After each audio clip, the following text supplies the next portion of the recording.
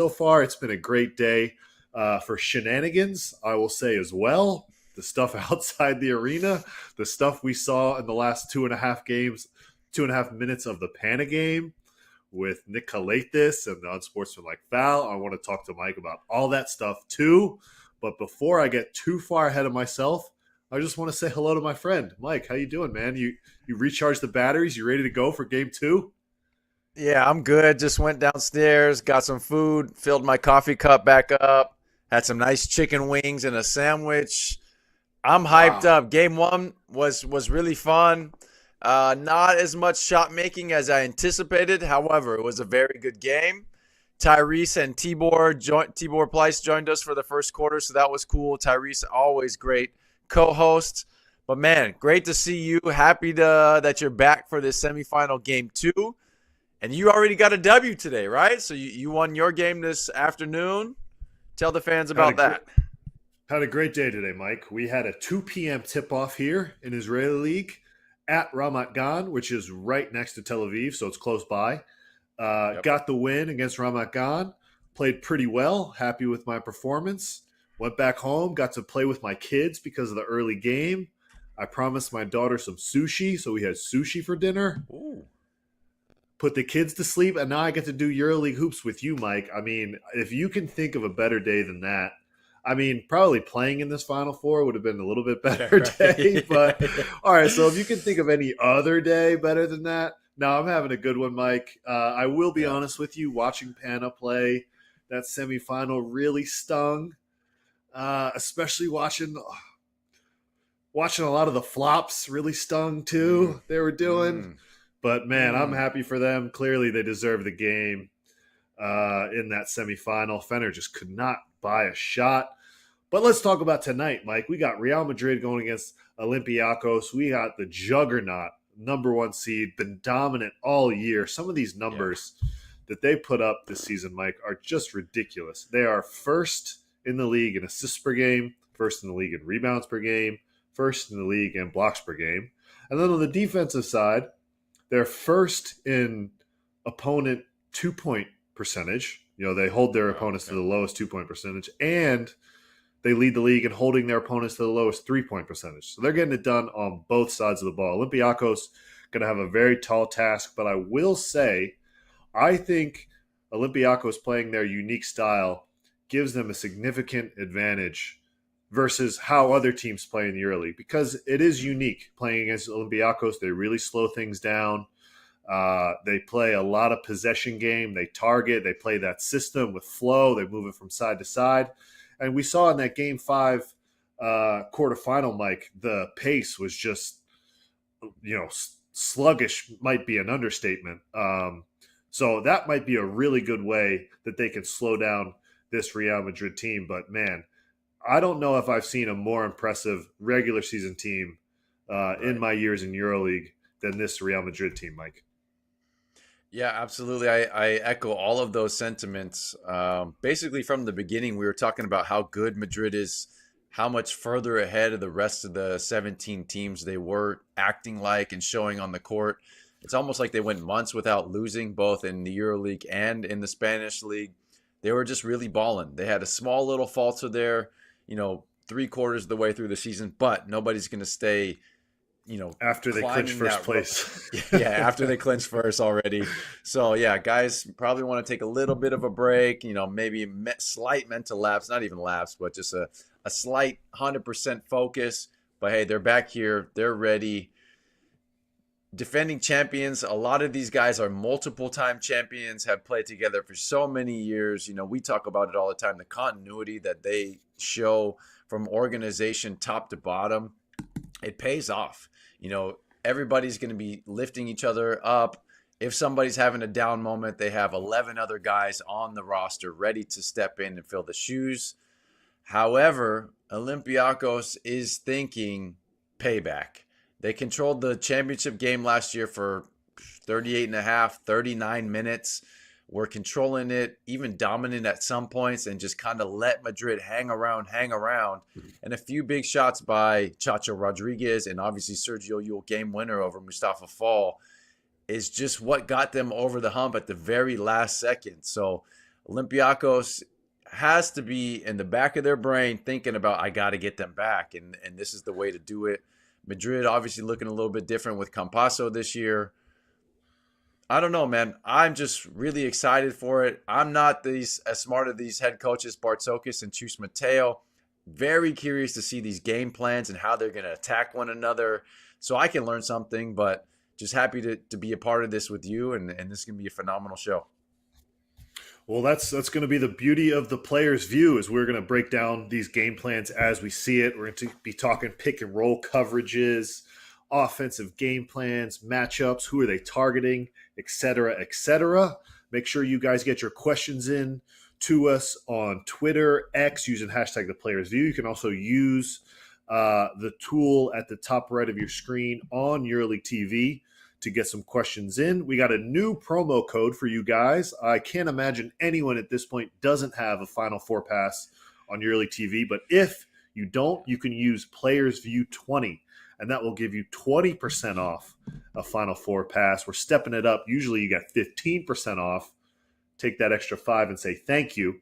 But I will be very curious to see what Sergio Llull is going to do tonight. Obviously, his only 2 points of the game last year in the final are the game winner, just a crazy tough shot.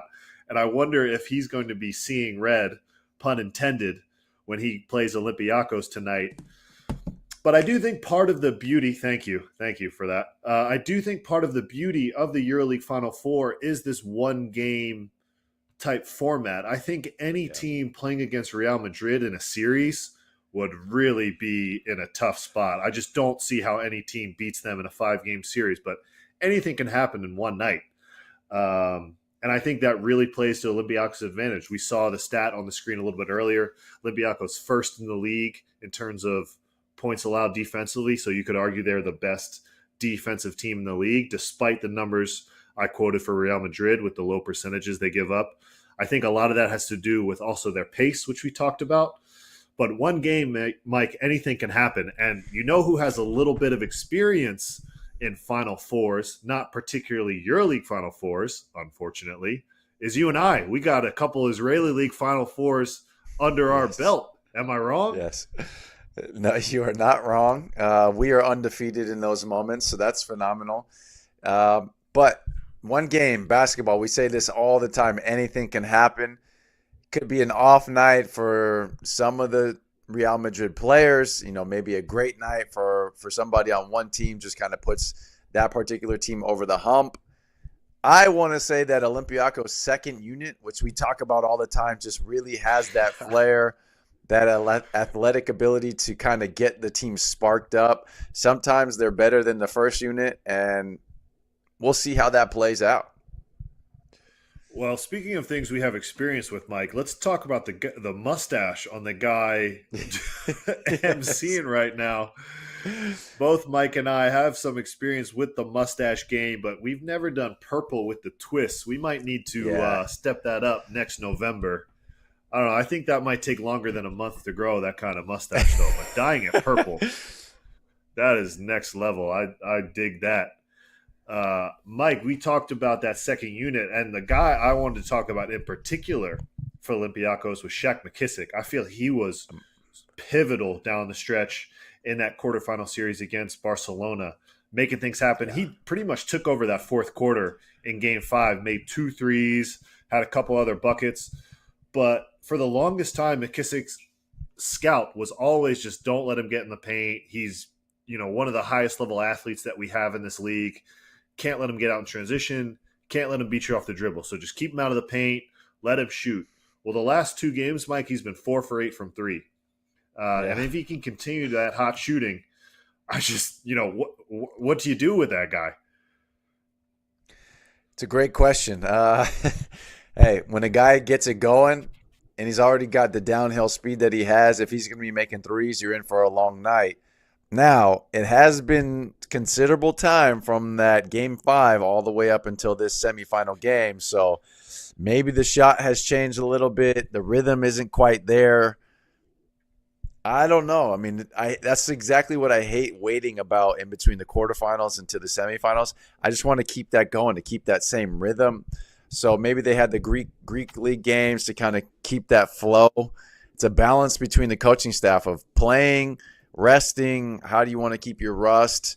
Are you going to be scrimmaging in practice? Are you going to let the guys rest and just get shots up? How you manage that? So we're not going to get any insight to that from the interviews of the coaching staff, but I think we'll be able to tell with whoever comes out rusty versus keeping that rhythm. Yeah, it's a good point. The wait did seem especially longer this year. I'm not sure if it was just my impression of it, perhaps because of the heartbreaking way in which we lost in the quarterfinal, but it felt long. It's definitely a part of it, is the rhythm that you developed over the course of those series.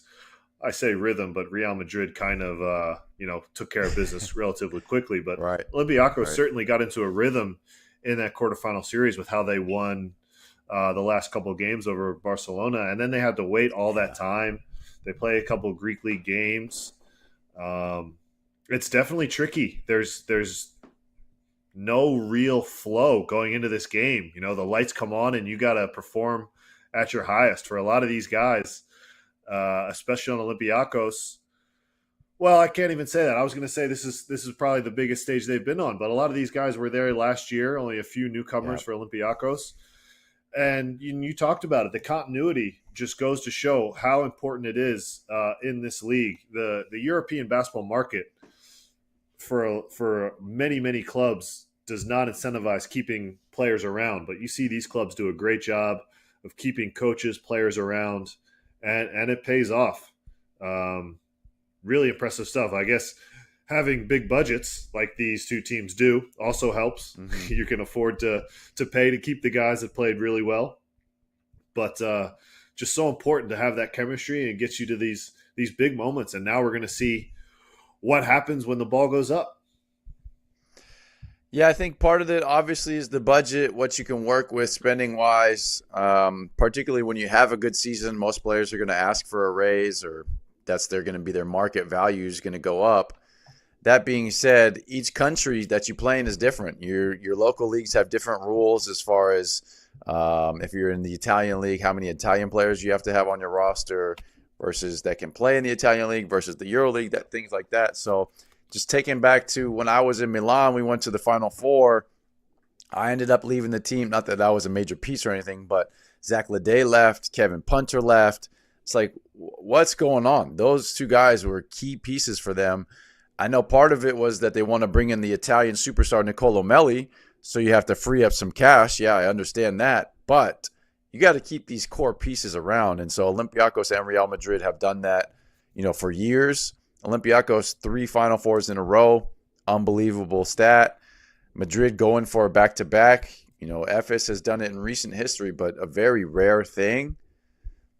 So the continuity pays off, and I think part of that is the sponsorship dollars, the local market, the rules for your domestic league, and it's just a tough balance. So to all the GMs that might be watching or the coaching staff, keep with some of the same guys that you're thinking of getting rid of. Like, just rock with it. The second year of the first year player is always going to be better. They're going to be more comfortable from the beginning. Living wise in the city, with your coaching style, with your teammates. So I think that goes a long way. Well, speaking on our behalf as Maccabi, I think the only reason we were able to have the success we did this year was because of the continuity we had from the year before. Yeah. I think Yeah. if you were a magician and you waved your magic wand, and we had last year's team this year with all the stuff we went through with the war and playing in Belgrade, I think there's no chance we make the playoffs. If we're a new team going through all that stuff, I just don't think it happens. Yeah. It happens. So Right. that's a great point. A very interesting one. I had forgotten about that stuff about Milan and how they let those guys go. I bet they would like to do things a little bit differently, especially with how their last 2 years have worked out, and seeing how Punter and Leday have played in Belgrade. But let's talk about some of the matchups. We talked about McKissick for Olympiacos, but I also want to talk about the wings for Real Madrid, because it's astonishing what Musa and Herzonia are doing Yes. over there in Spain. I'll read you the stats, Mike. Musa, 13 points a game, on 60% from 2, 42 from 3, and 82 from the line. That's Musa. Hazonia, 13.7 points per game on 52% from 2, 45 from 3, and 92 from the line. That is bonkers efficiency and output from your two wing players. Bonkers is a great way to put it. Like nearly 50, 40, 90 every time you're shooting. All EuroLeague level talents. I think Mario got it, not Jana Musa. Man, that's just elite guard play all around. And then you got the veterans coming in afterwards: Chacho Rodriguez, Sergio Yul, Rudy Fernandez. Corsair. This is just Corsair. Oh, how can we ever forget the lefty Fabian Cassur? Every time a Final Four is going on, Fabian Cassur shows up and shows out. It's like he renews his contract just from those two games. Absolutely. They have so many good veterans on Madrid. They know exactly what each other's going to do. They seem to age like a fine wine. It's going to be a lot of fun to watch tonight. Ball's about to go up, Mike. All right, let's do your predictions right before we say goodbye to the folks on Twitter and on YouTube for the pregame show. Yeah, my prediction, I think I said it from the very beginning, Madrid is going to repeat, so I think they take this one. I do expect a very good game, high-level coaching. What's your prediction? Yeah, I was going to say Madrid too, but I guess just to make things interesting, like always, Mike, I'll take the other side of the coin.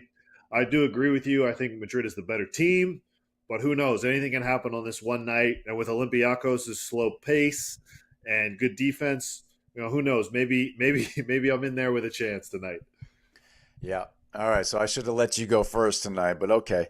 Well, I'm a gentleman, and you're not. You always.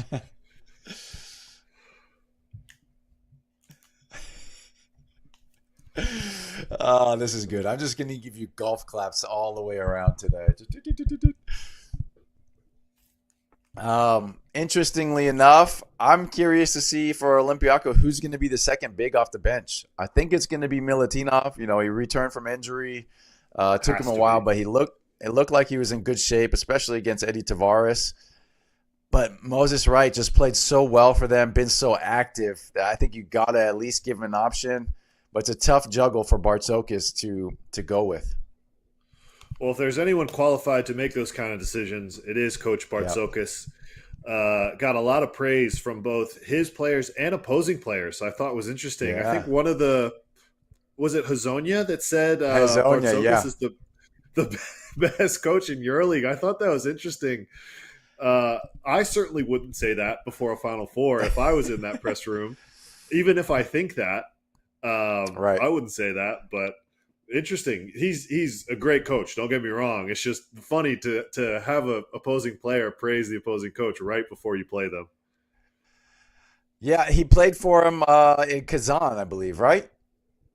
Was Bartzokis right, the coach? We're gonna have to double check that. I don't know if Bartzokis was the coach, but I thought so. I think that's why he's saying it. Oh, nice move.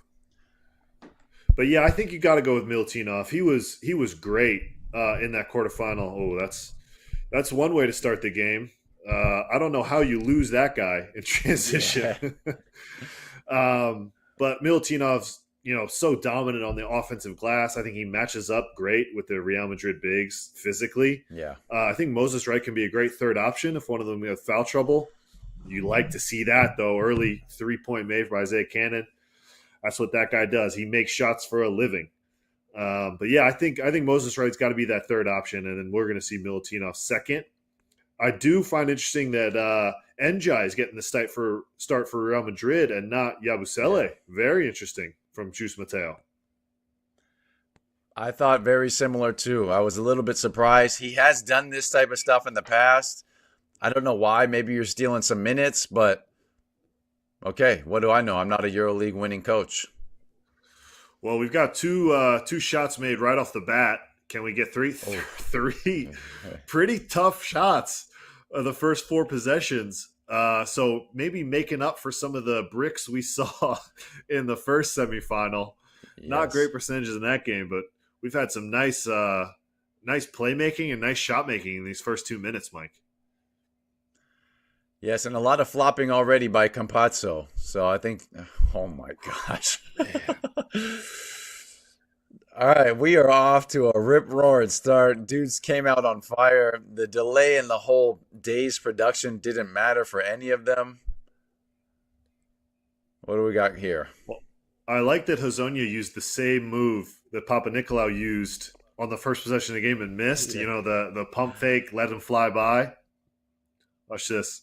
Yep. See you later. That's the same move Papa Nicolau used on the other end of the court. He's just able to get it to go. He's got 2 early threes, shooting 45% from 3 with that kind of volume. Just really, really impressive stuff from Mario Hazonia. And there's been all this speculation from him about where he's going to go next year. He doesn't have his contract renewed yet. And similarly, I saw, of course, just on Twitter, rumors, stuff like that, that Poirier has signed with Ephes. Obviously, I have no idea if that's true or not.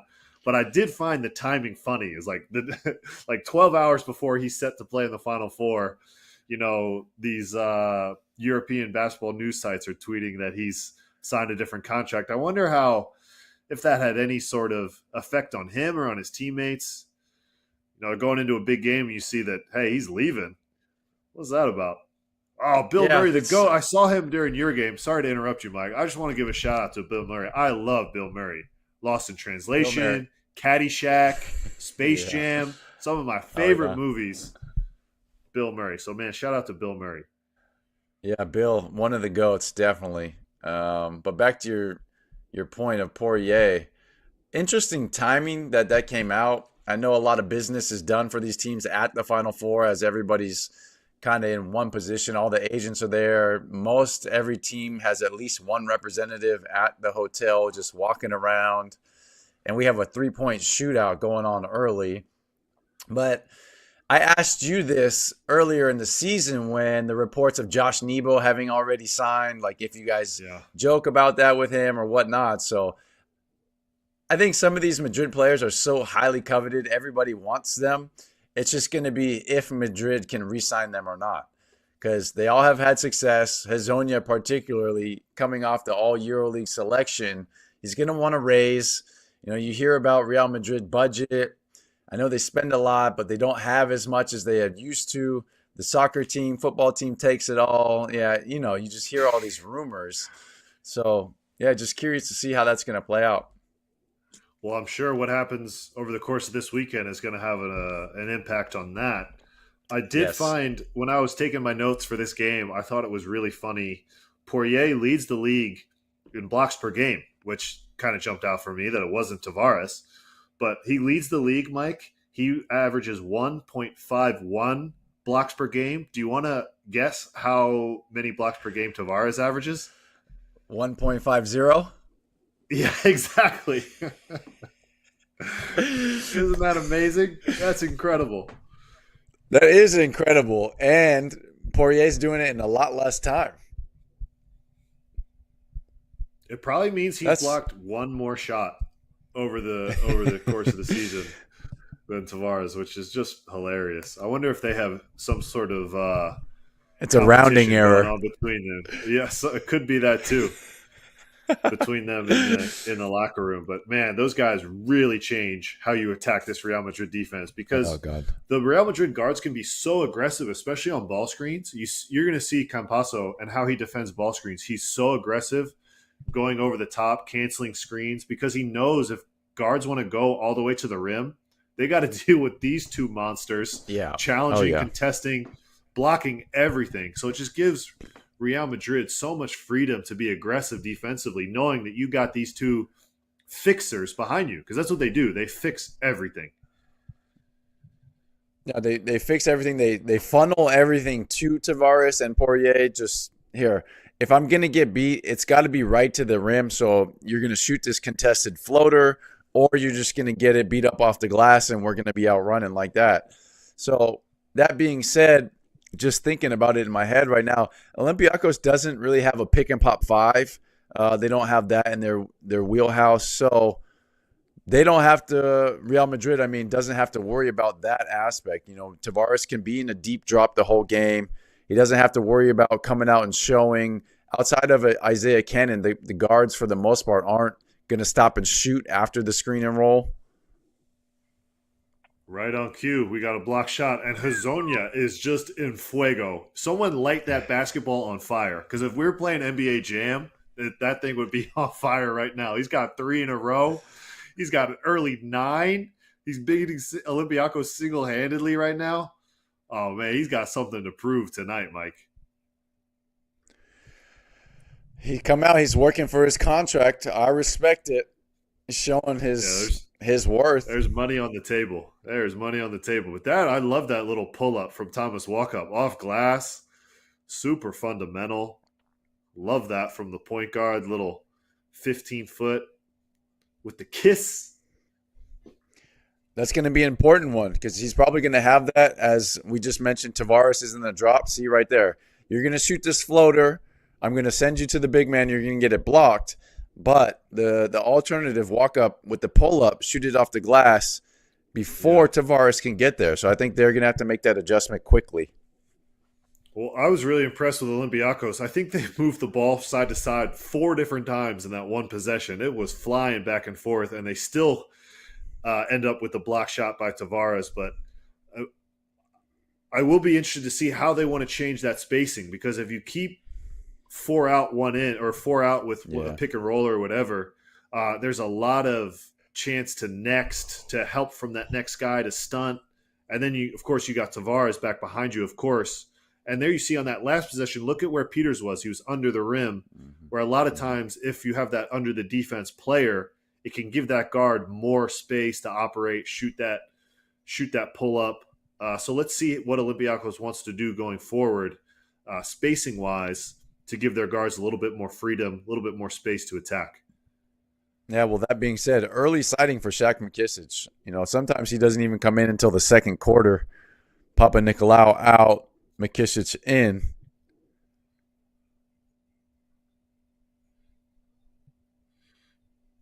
And Ninja Die still in the game. I'm surprised. I thought it would be a quick sub. I also wonder if it might have something to do defensively to try to get a better athlete on Hazonia, because you might want to try to switch things up. What's happened so far for Olympiacos, I don't think they've played bad defense necessarily. He's just raised up and shot over his defender. He had that one nice pump fake and flyby, but I think we're going to see maybe walk up or McKissic on Hazonia here on out. Nice box out by McKissic.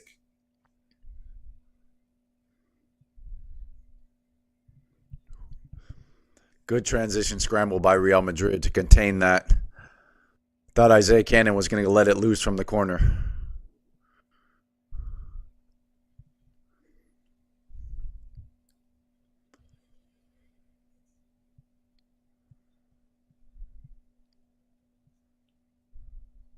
What's the controversy now, Mike? I think Olympiacos wants a kick ball. Yeah, it was clear it was a kick on Insta. They want it to reset to 14 instead of 7.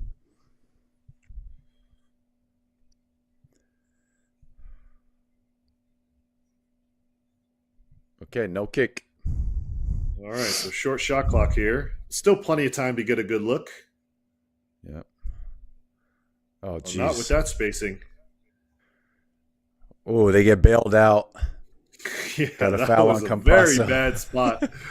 He was trapped in the corner with 2 of his teammates within 3 feet of him. So, very, very fortunate situation, and you get the foul on Campazzo.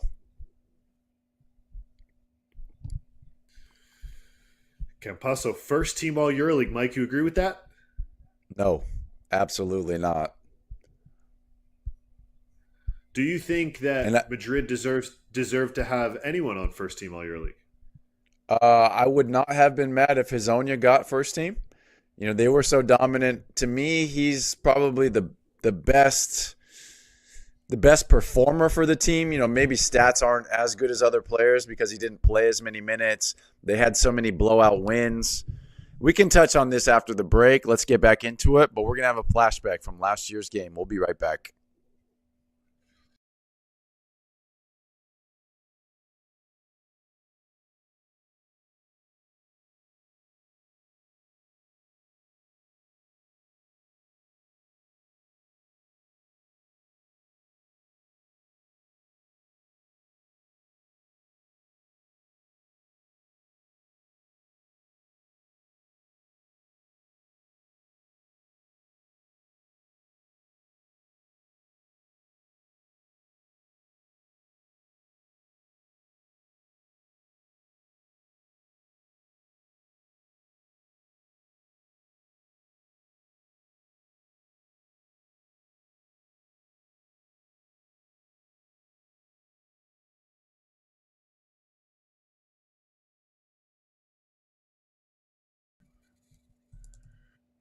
All right, welcome back. So, not a flashback of last year's title game, but that's what you get when you listen to Mike Roll. You never know if he's going to be telling you the truth or not. Man, that's tough.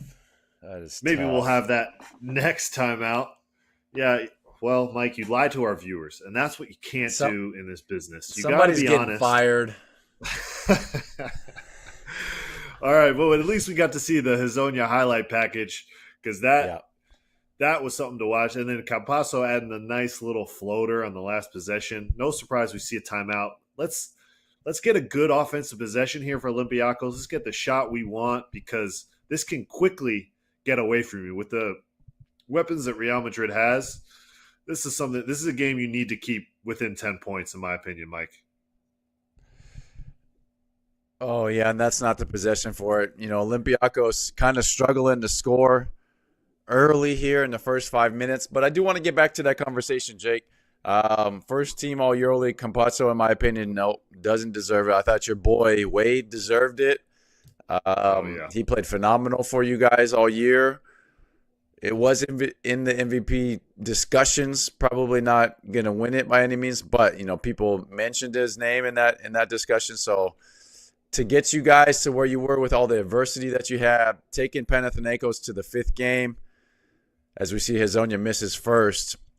I wouldn't have been mad if Lorenzo Brown didn't make the second team, but he also played well for you guys. Real Madrid just bombing on him quickly. But to that being said, yeah, Campasso, I wasn't a big fan of that selection.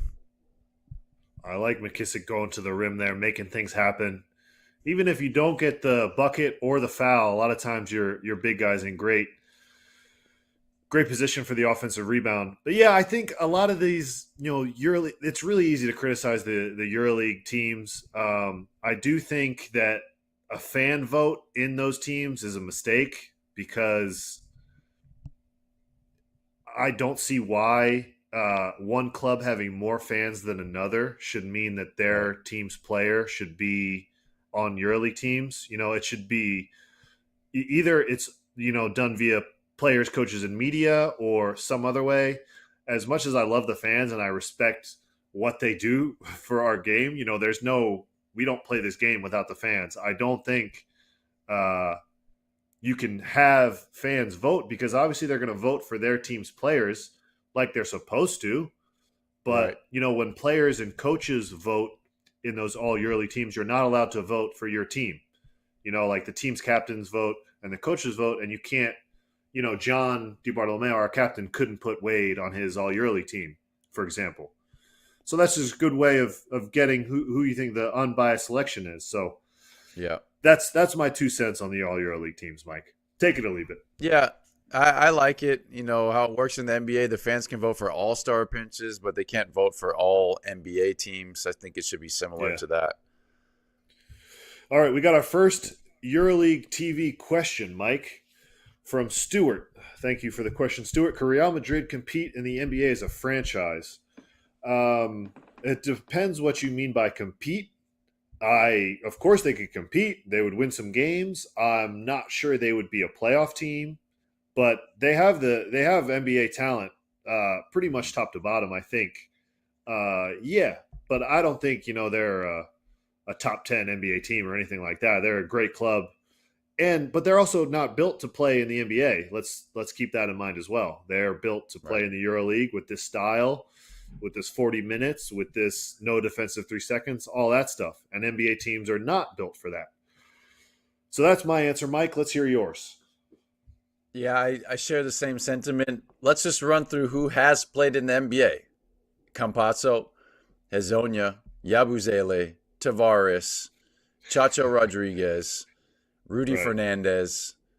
So, yeah, pretty much all of the players have played in the NBA at some point or another. So one could say, yeah, they already are an NBA team, something like that. So, yeah, I feel the same as you. We're going to throw it into the next question, EuroLeague TV question. Do you see this game as a defensive one? Well, I'm just going to go ahead and say no. These guys are just making shots for Madrid. They're also playing defense, and Olympiacos is having trouble to score. This is not a good picture they're painting here in the first quarter. Olympiacos really can't seem to get anything going from their side to side flow type system that we see them run, all year. They run all that stagger away entries and they move the ball side to side, try to get some advantage and close out stuff. And with this Real Madrid length and aggressiveness, and of course Campasso on the ball being such a great pick and roll defender, I think a lot of times that kind of gets underrated in Real Madrid. You talk all the time about Tavares and pick and roll defense. You don't always talk about Campasso and how good he is. He cancels so many screens. When we play Real Madrid, I can't seem to get good contact on Campasso to screen him to try to get my guard some advantage because he's just so quick and he anticipates so well. He's really, really good at it. And with the way Real Madrid is making shots right now, I mean, it sounds like it's going to be a defensive game for one team tonight. Maybe not for both. Oh, see, like that hesitancy by Nigel Williams-Goss. You have the step back jumper. You're probably thinking about Tavares in the paint somehow. They end up getting a decent shot, but I don't think you want Petrusev shooting threes. Even when they do get a wide open look, oh man.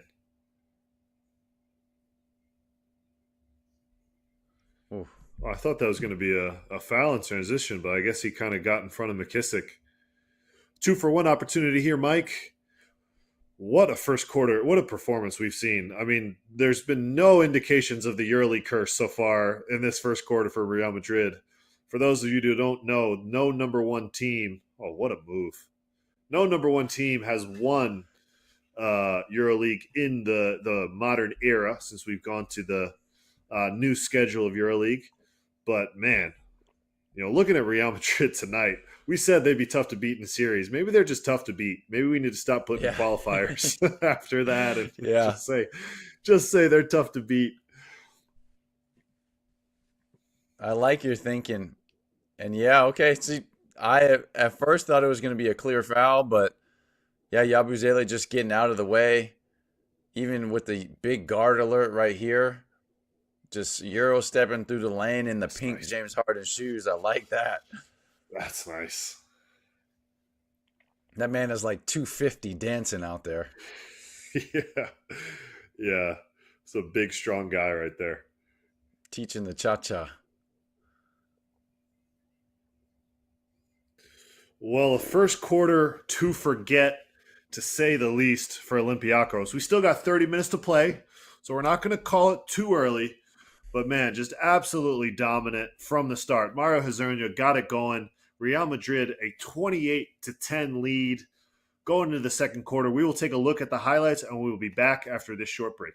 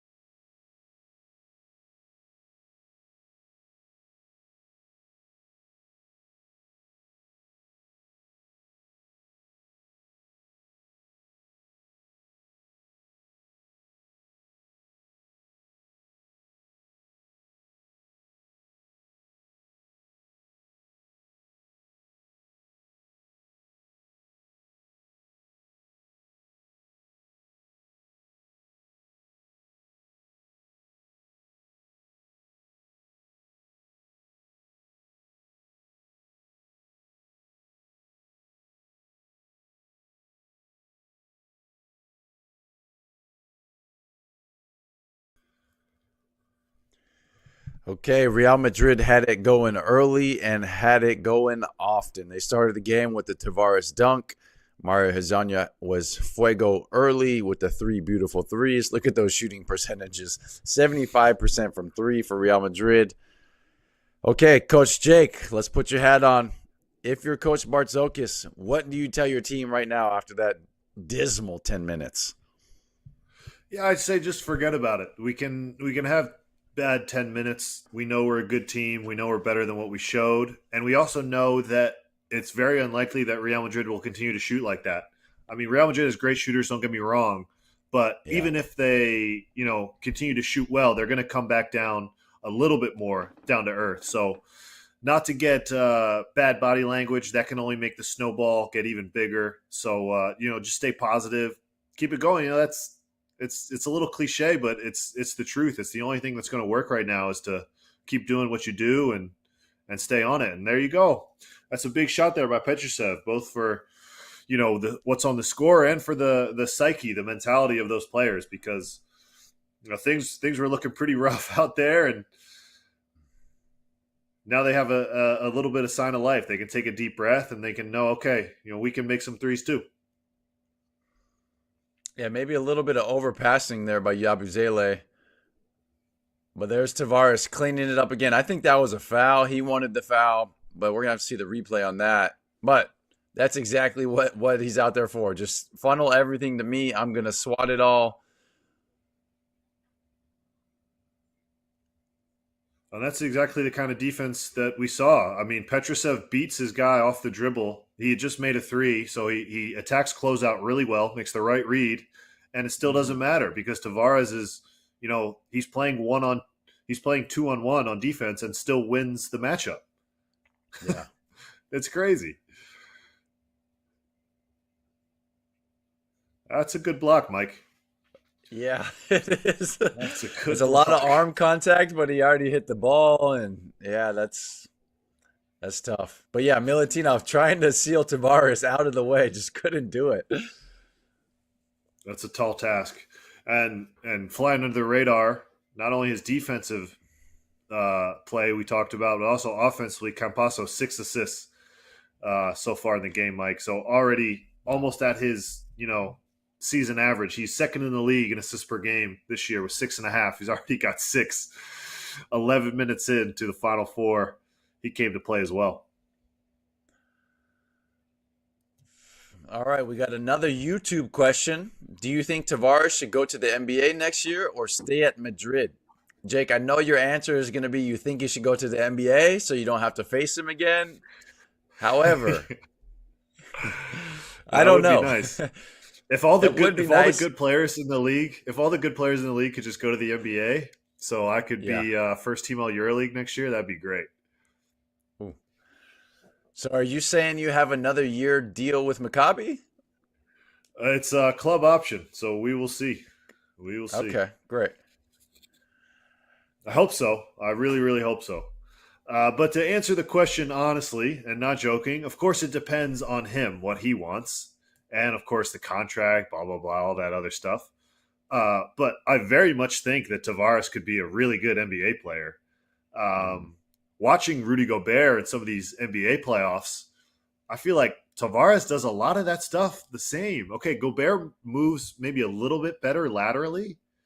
Yeah. But I think Tavares is a better offensive player than Gobert. And oh, you do?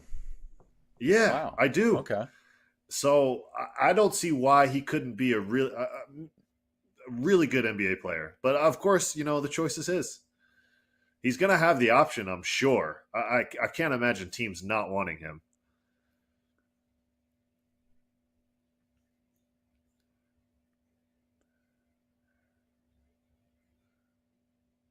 Oh, I also forgot to mention Poirier on the NBA list earlier. I think he was with the Boston Celtics, if I'm not mistaken.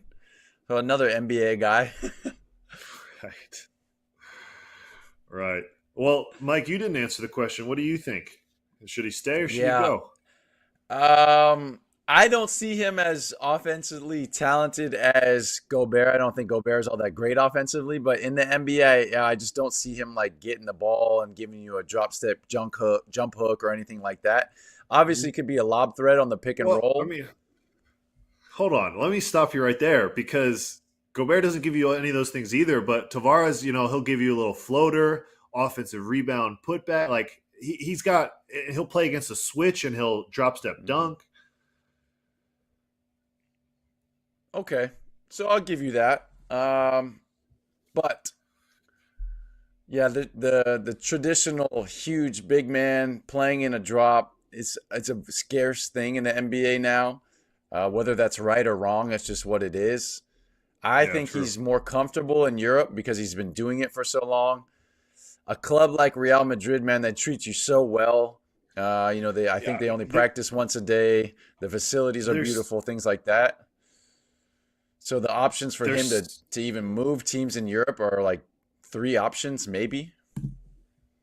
well, there's so many good things going for him in Real Madrid too. I'm sure is Yeah, that he gets to be a star player in Madrid. Who yeah. knows if he's a star player in the NBA? He gets to be close to his family. Hmm. Um, he gets to speak his native language. There's a lot of really things that hard to put a price tag on, so to speak, for him. But we'll Right. see. Be a fun summer. It always is. The rumor mill gets going in the summer. June, Yeah, July around NBA Summer League. It's always fun to watch. yeah. Oh my gosh! Hold on. Talking about Tavares, Chacho put that alley oop to the moon. That thing was over the backboard. Great timing though. He knows Poirier is going to go get it. I think Chacho and Poirier have the best connection on the team. They usually play their minutes Yeah. together. So nearly every assist that you see that's a highlight package of Chacho the last 2 years is to Poirier. They're excellent on the timing. Helps for Chacho to have that lob threat because he is such a good passer. Well, But you we got talked another about Moses EuroLeague Wright. TV question. I just wanted before we get to that, Mike. We talked about Yeah, Moses Wright in the pregame. Milutinov yeah. wasn't able to get anything going. Now we see Moses Wright in there. Olympiacos been able to get a few shots to fall here in the second quarter, but they're going to need to start getting stops because that's the only way they're going to get back in this game is if they're able to not do that, Mike. All right, let's get to this EuroLeague Yes. TV question from Crashing Tortoise. Terrific username. Just want to say that right off the bat. What's behind Jake's back? Is he in the coaching room? That is exactly it. I am in the coaching room in Menorah Miftachim Arena. I come here to do these games because I have two small kids and they are capable of anything at this time of night. As Poirier puts the exclamation point and we got a timeout. That's exactly it. So this is where Coach Katash draws up the number one offense in EuroLeague right there. Basically just draws up plays for the starting four-man. Yeah. Yeah, get the ball to Jake here at the high post, and he's going to throw it big to big to Josh Nebo for a dunk. That's the play. Yeah. That's the play. No one does it better.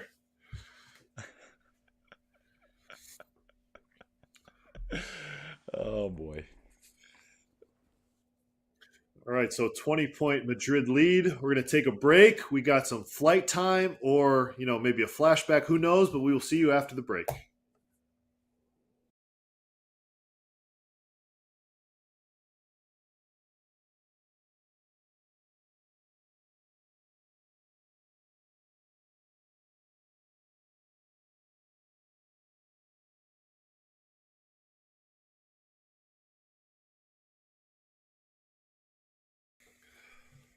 Mike, the timer is back. Did you see the timer? 0.84 seconds.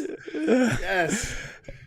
Maybe they're listening to us. Someone's watching Players View somewhere, and they're listening to these guys. That Mike and Jake, those guys make good points. Let's put the timer back. The people at home need to know that Tavares was in the air for 0.84 seconds. Love that. I feel like I'm making an impact. What we do here at the Players View. As soon as I saw that in the first semifinal game, I immediately thought to our conversations about that. What happened to the timer? But sure enough, here we are. Oh Okay, yeah, that's that's the what he type of does. aggression. Yeah, that's what you need from Olympiacos. Down 20. You just really got to put your head down now, focus. You got to play harder than Madrid to get back in this game. You cannot let Chacho Rodriguez have walk-up threes, which he did right before this. You got to attack him defensively because he's probably going to be the weakest defender out there. They're so elite on the defensive end. You're just going to have to start Imagine making Mike. plays, and that was it. Imagine Mike being so athletic that you can take a ball after a timeout and score a transition and one. He's just scored a transition layup after a timeout when the ball's taken out full court. That's the kind of athlete McKissick is. That's crazy. Nice scramble from Olympiacos. Really good defensive possession. They got the ball in a really tough spot against Poirier and just scrambled themselves out of it. Really impressive stuff. Oh,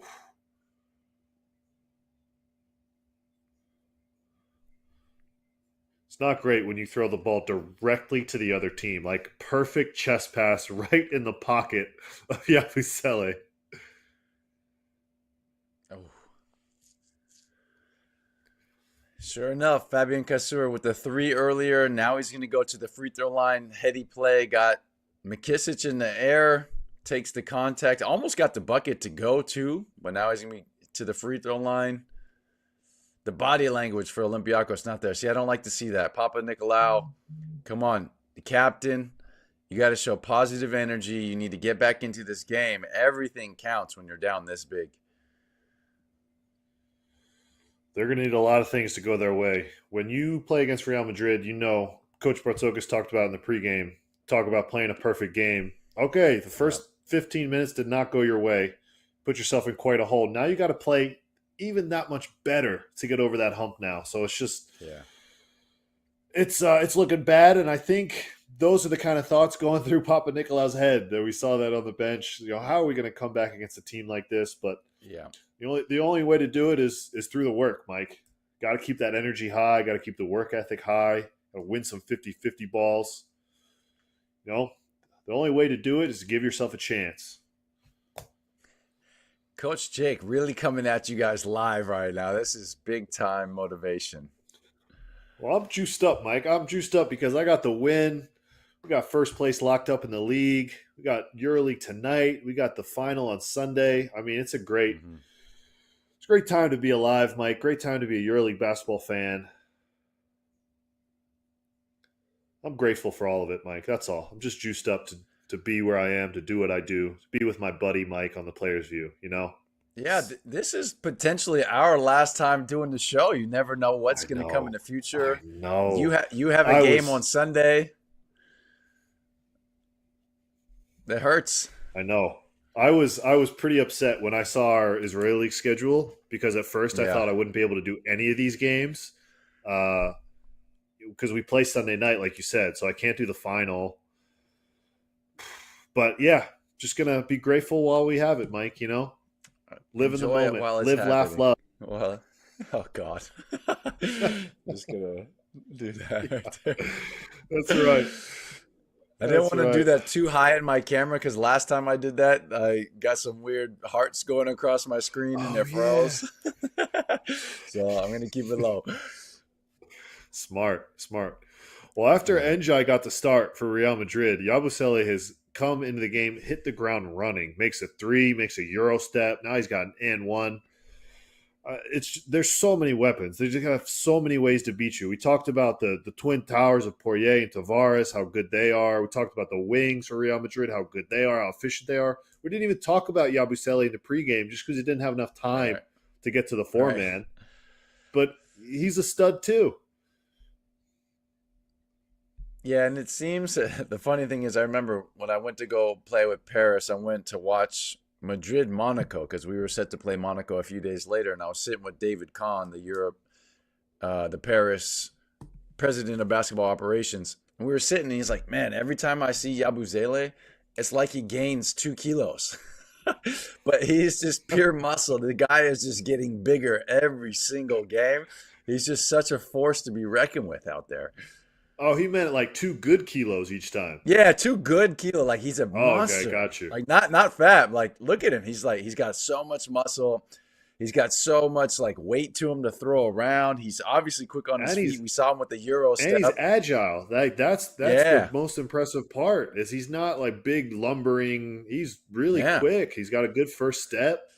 He defends guards on the perimeter. Yeah. To be that athletic and that strong, man, what a blessing.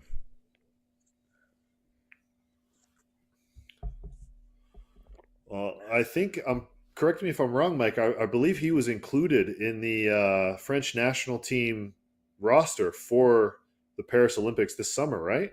I mean, I think we're going to see more of him this summer in the Olympics. That'll be fun. I think France will be a really fun team to watch in France, that tournament. yeah, maybe like I guess you would think maybe silver medalist likely, that type of thing. That's how good they're looking. If you count Team USA as the gold. But yeah, Yabusele, Poirier, Matthias Lassort from the EuroLeague, just The some guys that alien, come don't off the forget the list. alien, Mike. Oh yeah, I know that, but I'm saying from the EuroLeague. So yeah, the French national team is going to be looking really good this summer.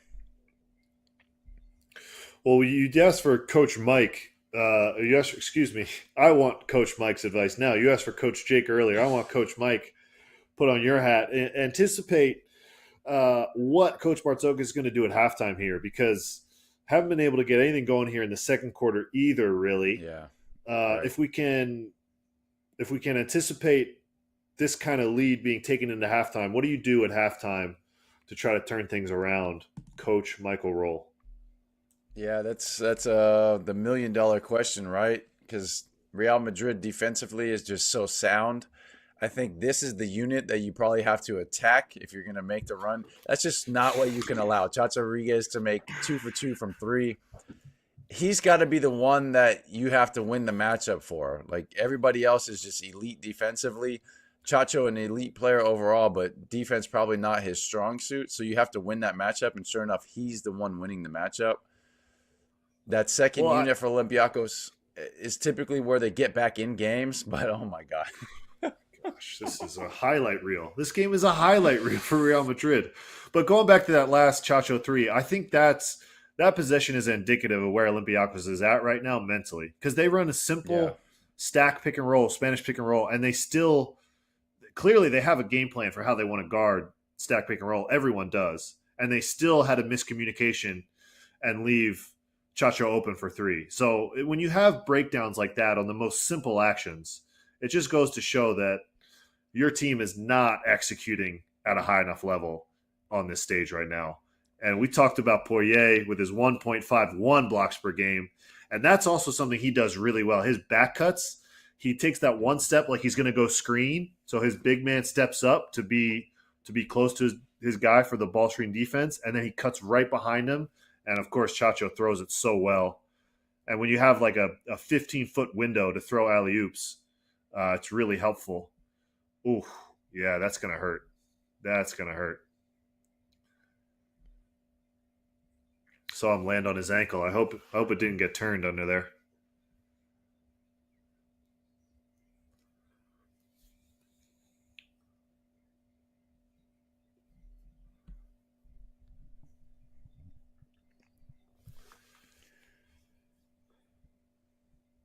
There's a lot to this play. I think it's great hustle by Rudy to go after the ball, but a very dangerous situation. Yeah, it looks like he got a little bit of the ankle for Papa Nicolau. He was clearly behind him.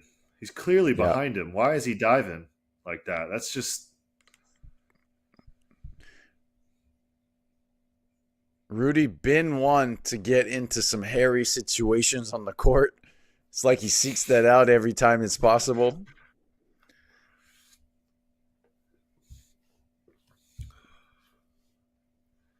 Well, at least Papa Nicolau is going to get 2 shots out of it, so that's some consolation. Right.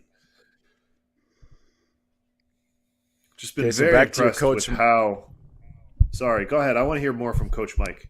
Yeah, I was going to say, Coach Mike, the game plan might not be exact how it is, but I think you got to have these small wins. So you're down 23 points now. I think a win is if you go down 17 or 18. That way you can cut it in half by the start of the fourth quarter and be single digits.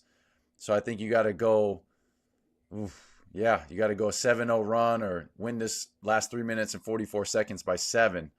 Okay, now you call it 6. It's possible. Well, there he is, Sergio Llull in the game after the game winner last year. Of course, in the finals of EuroLeague 2023, he makes the game winner. Nice hands there with the pickpocket from behind. Mm-hmm. Yeah, I like that timeout from Coach Mateo. Let's be focused, not let Olympiacos go in that little run to get back in the game. Yeah, Sergio Yul made the business decision not to give up an and one. I like that too. Yeah. 20-point lead, Mike. These guards for Real Madrid have just been excellent. I mean, everyone's been excellent, but after we talked about Campazzo with his 6 assists in that first quarter, Chacho comes in, hits the ground running as well. 6 points, 3 assists for him right after it. There's just no drop off on this Madrid team. Let's listen to Coach Bartzokas for a second.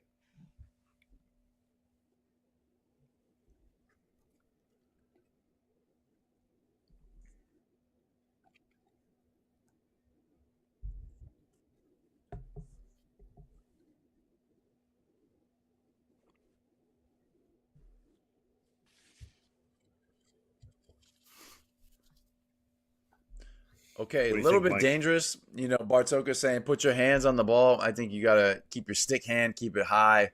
Because these guards are so smart, they Stick might be hand. able to. Yeah, shout out to Coach Tim Stick Benning hand. that we had, the stick hand. Right. Yeah. But he makes a great point. Madrid shoots from far, and they're very effective. So you got to be close. You got to pressure the ball. Shout out to Hey, Jonas, former our player's guest. view. Yeah. Yeah. There we Yeah, go. he knows he's on the player's view right now. He knew. That was that smile. That was the player's view smile. I liked what he's preaching though. Keep being aggressive. You got to turn up the intensity here somehow because what's been going on so far has not been working for Olympiacos. We see McKissick on the ball being really aggressive. Now they're switching ball screens. I like that too. Oh, got to get it up. Yeah, really nice possession from Olympiacos defensively. Something to build on. Yeah. What they were doing in that first quarter was not working tactics wise. Granted, anytime Real Madrid is just going to make shots, going to make your tactic look bad. But I like going to switching defense. Let's give them a different look. Let's try to make them do something maybe they don't want to do. Play mismatch. Sort of slow isolation game. They play rhythm basketball so well, Real Madrid. Let's try to change it up a little bit. I like that. And now the captain's putting in a little performance. Gets the and one to go there. Now it's only 18. They're close to accomplishing the Coach Mike goal. Yeah, that and now they're tied for the quarter. It seemed like Real Madrid was running away with it with ease. They kind of cut it back. They were down 18 after one. Now it's only 18. Chance to get it to 17. Papa Nicolau with the quick sub out from Coach Bartzokas. Redeemed himself. Had the misses the free throw, but had the steal or the near steal by Rudy. Kind of gets taken out. Probably going to spark him a little bit to play with a little bit more fire. Now Olympiacos is switching all ball screens. I like to change. You got to switch it up because whatever you were doing wasn't working. Yep, hand check foul.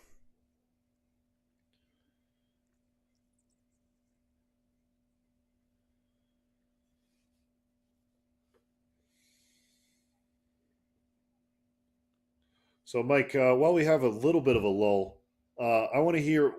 I wasn't able to catch the first half of the first Yeah. semifinal. Give me some highlights of what Tibor was saying in his guest spot with you guys.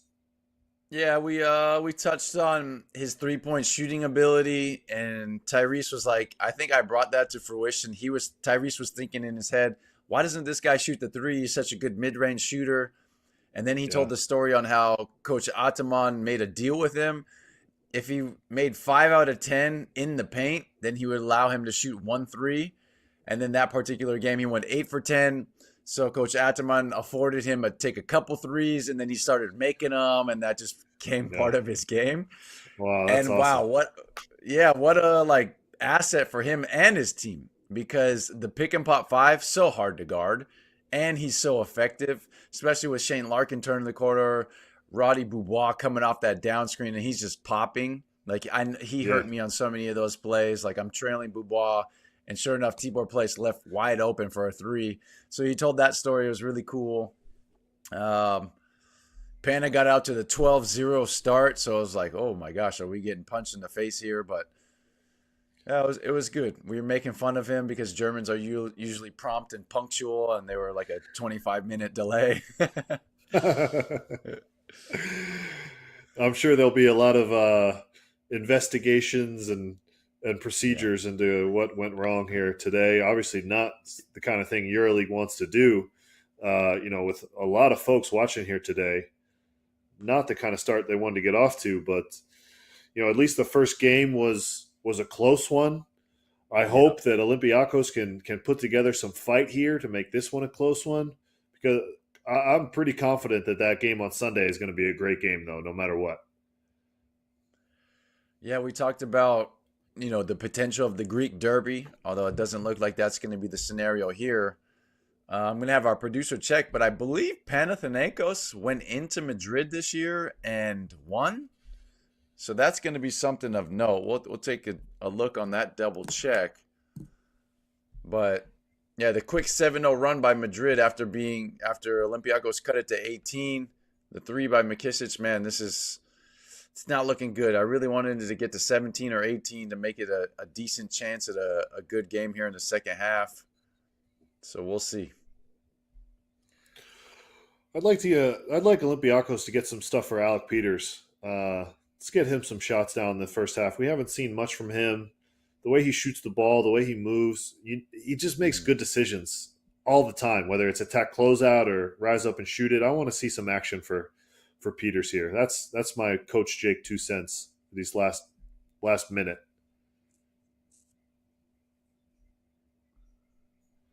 Oh, the spacing. What is the spacing, Mike? Yeah, it has been poor. Nice move in the post, though, from the PG. I like that. 4 dribbles, got to his spot. The jump hook over the help defense. Nice move.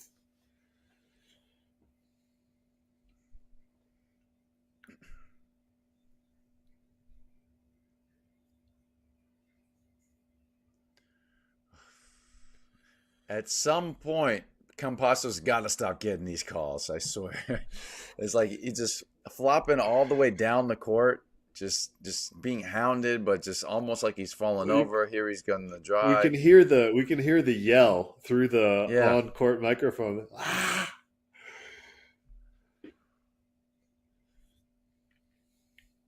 So yeah, just our producers telling us Panathinaikos did beat Real Madrid in Madrid in round 27. They won by 7 points, so not a fluke. Pana was balling. I remember Matthias Lasort really, really played well that game, as he did today, 17 and 10 in the semifinal. So wow, something to watch out. It's not over yet. We need a pretty big miracle here for Olympiacos in the second half, but it's possible. Crazier things have happened, Mike. Crazier things have happened. So we're going to be here no matter what. We're going to have a great time. Make sure you get your questions in. Go into the half. Let's see if Olympiacos can cut into the deficit. Yes, he can. Okay. We talked about his hot shooting lately. All right. So a little spark of life for Olympiacos heading into the half. Let's make sure he got it off. Looks like he did. No problem for that. So small signs of life. You'll take what you can get if you're an Olympiacos guy right now. Yep. But all in all, just an absolutely dominant performance by the team who has been, for the most part, incredibly dominant all year. So this is par for the course for them. They score 56 points, despite Olympiacos' number one, points allowed defense in the league. So they score the most points on arguably the best defense. Very impressive stuff, Mike. Incredibly, let's hear from Isaiah Cannon.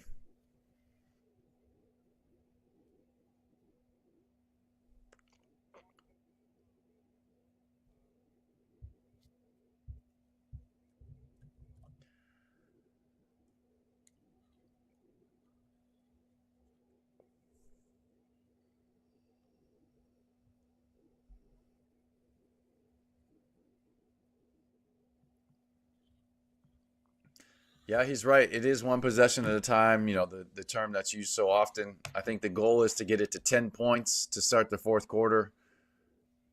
Let's hear from Chacho.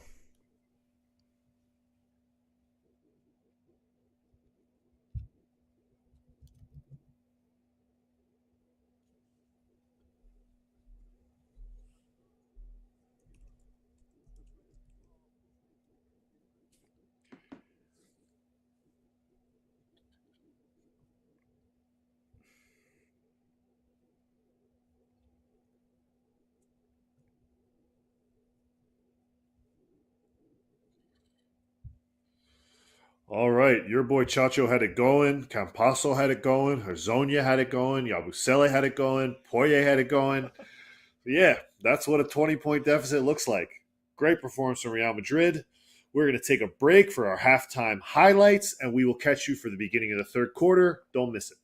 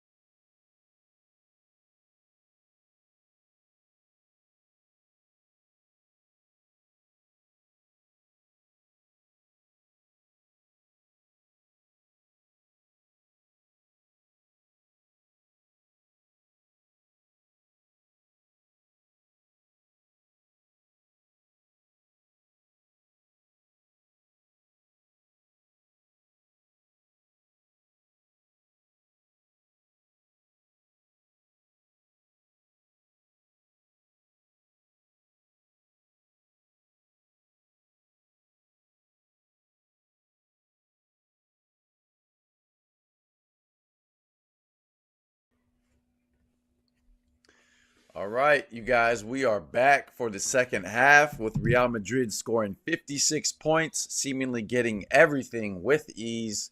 3-point line was working, the alley-oop dunks were working, the nice assists from everybody was good. Let's listen to Coach.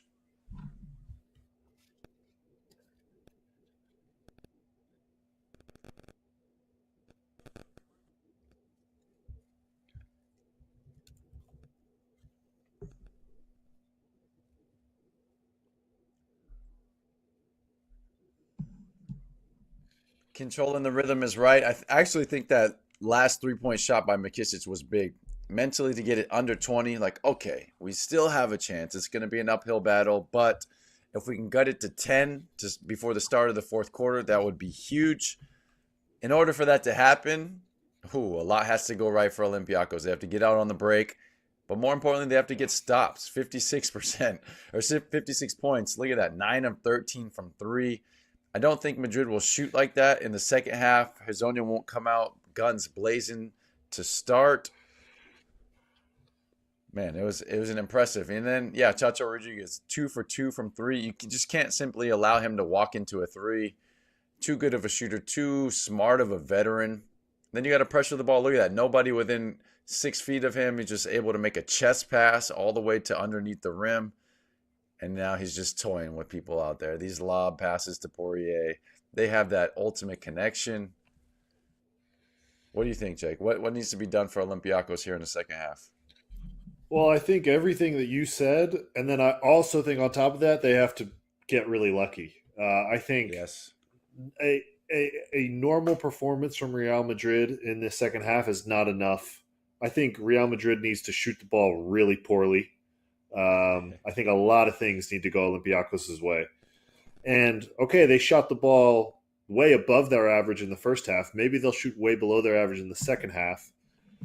We'll see if that's enough. I studied economics in college. I know a little bit about sample size. One game is not enough to determine a good average, but who knows? Let's hear from Coach Bartzokis.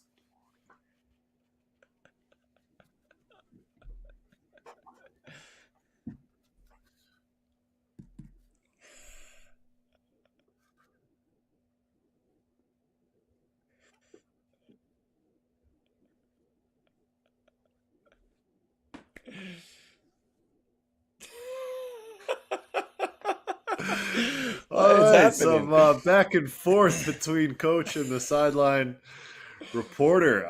Oh boy. That was a good one. That was a good one. We've been witness to a few good interactions here on the Players View between coaches and the sideline. I feel like, if I can say, the coach is not a huge fan of doing the halftime and post game interviews, but it's entertaining for us. So hey, let's keep it around. We're gonna have a good time here in this second half. We got two high level teams, one of which just happened to play at a much, much higher level than the other. However, we got 20 more minutes. We got one more team to punch their ticket to the EuroLeague final here in Berlin 2024. All right, Mike. Coach Mike, you said 17 at the half. What is the number got to be at the end of the third quarter? I think the max that it can be for you to have a chance is 11. I would love for it to be single digits if you're an Olympiacos fan. 10 is totally respectable. If it's more than 11, though, I think that mental hurdle just comes into play so much. So, yeah, 9 points this quarter. You got to win by against a Real Madrid team. Very tough. And then you got to win by 10 the second to the second half, the fourth quarter here. 10 points would be ideal. In order to do that, I think Shaq McKissic has to get in the game early. He seems to be the only one who I thought won his matchup. The late three-pointer really helped in that asset. Papa Nicolau working the refs to start. Probably not what you want to do. I feel like they're going to get you back for that somehow, some way. Here we go. All right, looks like same starting lineup for Real Madrid. They started the game to big success, I should say. Njai getting the start at the 4 once again. Mm-hmm. He did do a nice job on Peters. We haven't said Alec Peters' name all too much in this game. and Olympiacos continues to struggle to get separation on the offensive end. What do you do differently there, Mike? How do you try to get your guys some open looks? I think you got to run longer offenses, more ball movement. You mentioned it, like they're so good at breaking screens. Okay, so it's already different. Hazonia misses the first three, so that's a plus. But yeah, you got to get more ball movement. You haven't really seen the ball enter the post and then make these cuts that they're so good at. So maybe drop it down low to Mustafa Fall. Here he's operating at the high post, but right on cue, a little bit of back cut, get the foul. Yeah, that's another thing that Tavares and Poirier has seemingly taken away from Olympiacos is they run a lot of stuff through Fall in the post because he's such a good passer down there. And not all the times is he shooting. A lot of times he'll just stand there with the ball in one hand and just wait for something to develop with off-screen action. But we haven't seen the ball go to him one time down there. Okay, good physicality by Alec Peters down low. Isaiah Cannon actually got a good, decent look on the step back three. That's a good way to get yourself going in the second half. Yeah. Get a stick back, get the energy going.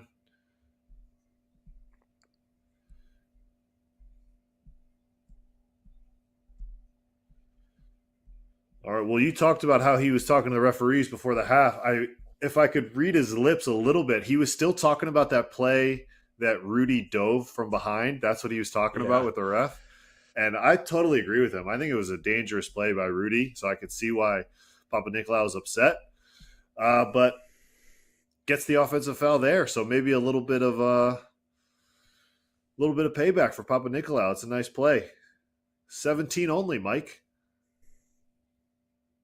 Oh, can't get it to go.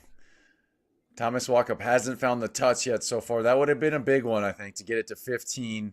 Start the quarter with some momentum. Now you're going to get a Campazzo flop. I just hate to witness that.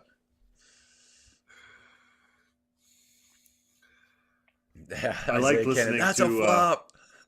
I liked listening to Tyrese talk about Papa Petru down the stretch of the fourth quarter about how he's such a big, strong guy, works on his body. Like, there's no way Nick knocks him over like that, especially right after you just flexed and kissed your muscles, and then you get knocked over like that.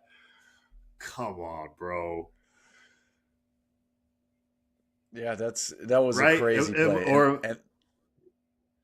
Like, how are you going to flex and then fall over? If you flex, you got to stand there and like chest it up, right? Yeah. No, it was just a very weird scenario. I loved Nick Calathes coming over and doing that. Oh, me too. Absolute. Me too. I said it on the broadcast. If I'm a GM or a coach, I want him on my team just for that aspect, that toughness. He was phenomenal in the game. Like, he was the only one really turned up defensively. And then just you don't allow that even when you're down in the fourth quarter. Yeah, I love that. Even, in the Final Four scenario, I love that so much. Like, that big time respect to Nick Calathes for that. That's a foxhole guy right there, Mike. Foxhole guy. That's good.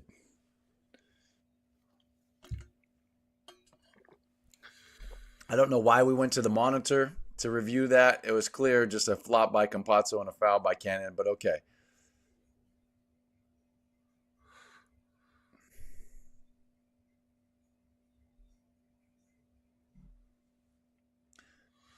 Olympiacos has turned up the intensity here on defense. I like that. They're really pressuring the ball. We heard Coach Bartzoka say in the timeout, we need to start getting some pressure on these guys. Don't let them sit there and pass it. And that you see it in that possession. They were hounding the ball. Walkup was everywhere. Peters with the good closeout. I like that. Turn up the intensity. See if you can make these guys feel uncomfortable. They're too good of players on Real Madrid to be comfortable, to have time and space to make decisions. And another stick back there from Peters. That's nice. That's a good way to get your guys going. Even if you're not making shots, you can find things other ways. Offensive rebound's a big way to do that. Transition is another. Let's see if they can't score in some more unconventional ways for Olympiacos, because their set offense so far has not produced anything. And here's transition, Mike. Oh, I love the Oh, slow no step. foul?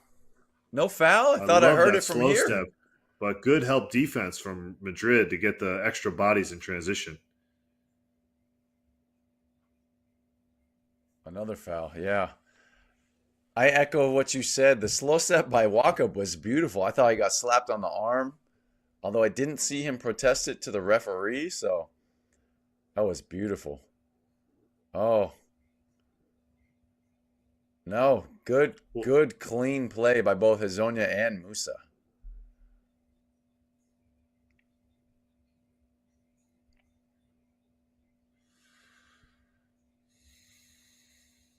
yeah, Campazzo going under every screen with walk up there. Got to shoot that. Makes him pay. I think he went over like 4 rescreens. He was determined not to go over a single screen there. Olympiacos fans getting into it now. Okay, get another stop. It's Maybe only he is human. 13. Maybe he's just Mario, not Super Mario.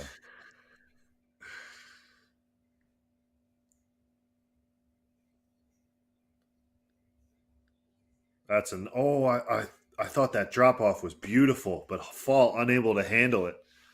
I thought he made the exact right read. He shot fake, so he gets Tavares to step up to him a little bit, and then he drops it down for Fall. But I wonder if the pass just came out a little hot or a little low for the big fella.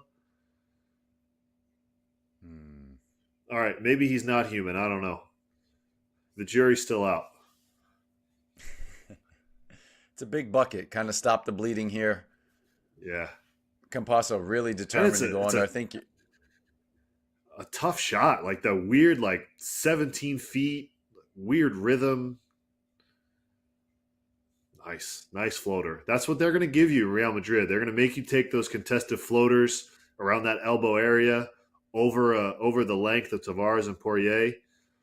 And if you can get them to go, you'll be in good shape. But easier said than done. Right back at you. Back-to-back float games. second half has got a lot better rhythm, more flow, more shot making. Seems like the nerves kind of settled in for Olympiacos to try to get back in this game. Here they are going to run a longer offense. Well, maybe that lead just took some of the pressure off them. They know they don't have anything to lose now. Yeah. Hey, really can't get any worse than what it was in the first half, boys. So let's Right. just go see what happens. And it looks like they're playing a little bit more free. You talked about Nigel Williams-Goss with a few hesitations in the first half. No hesitation there at the other end. Right. But Madrid just so talented offensively, able to get big buckets when they need them here. They give him an and one, Mike? I didn't see the call. They did give him an and one, but who was the foul on? Crazy. All right, 14-point lead. John Musa going to the free throw line. We will be back after the Turkish Airlines flight time.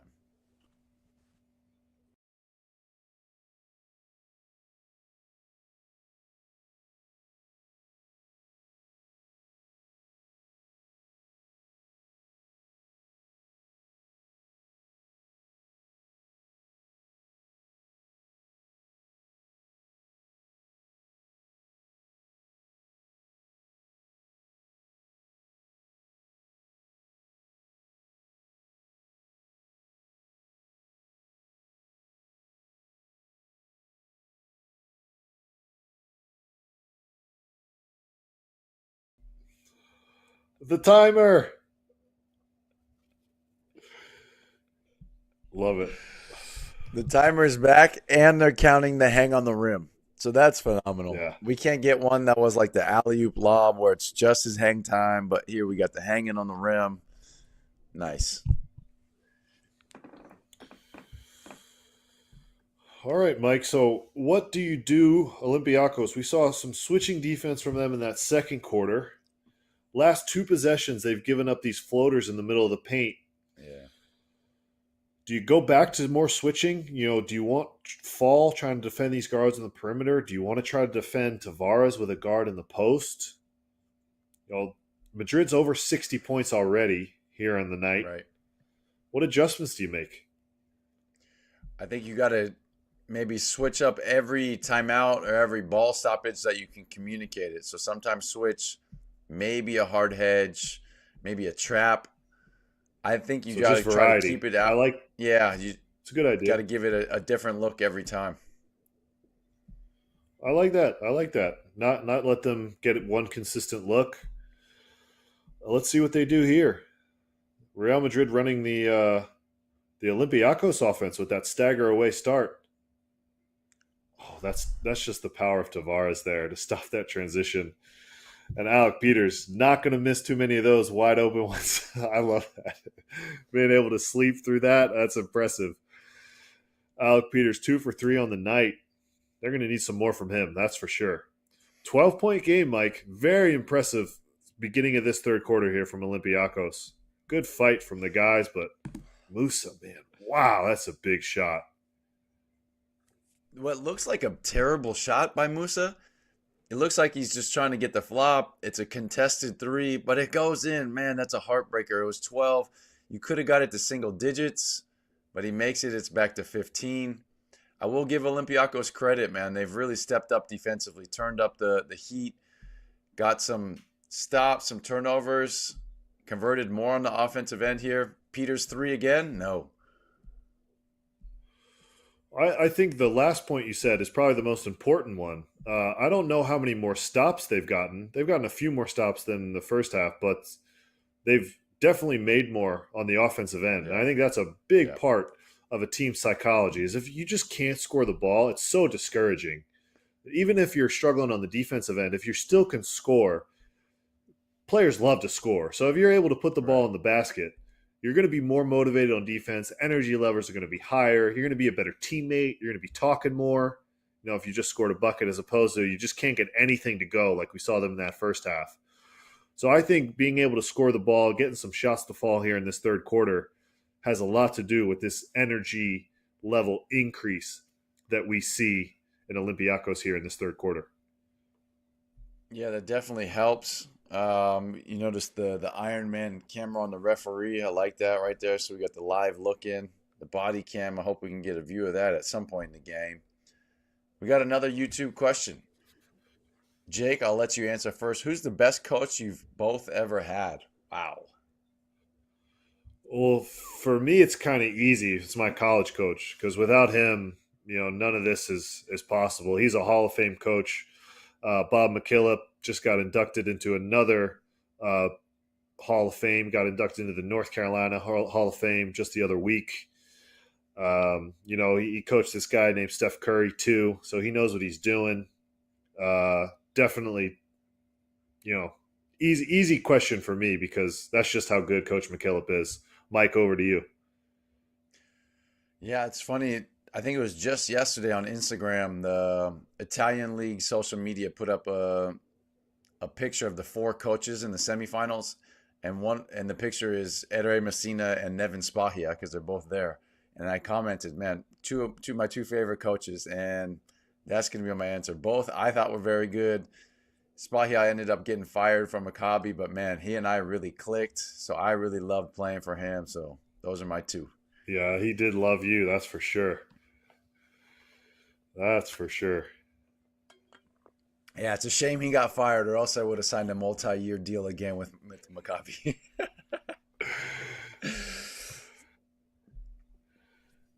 Well, we got off to a rough start that year. That was a rough start. Jeremy Pargo gets hurt in shoot-around the morning of the first game at Oaxaca. Hurts his back and is out nearly the whole year.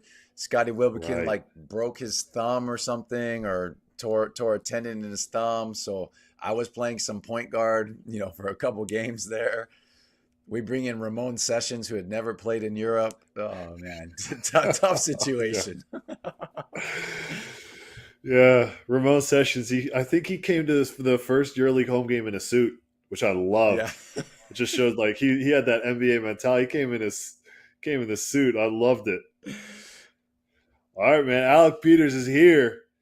He got the offensive rebounds to go early. got him going. We talked about getting that psychology back into it. Clearly, his mental is back into it. You saw him talking up his guys after he made that three. That's a big one, Mike. We're at 10 points now. Whoo! I think we got a ball game, Mike. I do too. That was the goal for the end of the quarter. But hey, if you can keep chipping away at it, then you're definitely going to be in this game and you have the momentum. Alec Peters said, yeah, I'm here. I'm the man. I think he's got 12 in the quarter, 2 threes, 2 offensive putbacks, the free throws. He's doing it all. Hey, if you get hot, man, this is the time where legends are made. A lot of money can be made with a new contract. So keep balling, Alec Peters. I see you. Yeah, no doubt. And I doubt it because Real Madrid has so much experience, but I wonder if they're just starting to get a little tight. You know, all those Olympiacos fans in that arena are going to be juiced up now. Olympiacos always has such good showings at these events.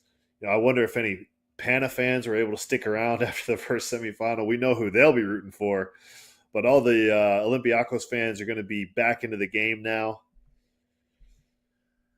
Could be big. It could be like Peace and Friendship Arena over there in Berlin.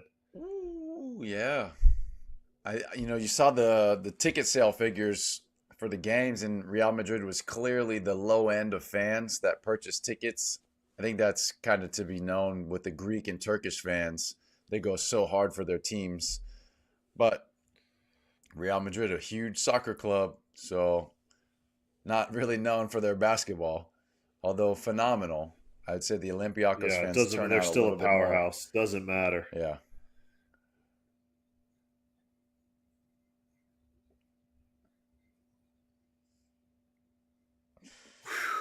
That's what the Sergio, experience is for. Hit the yeah, little stank face after.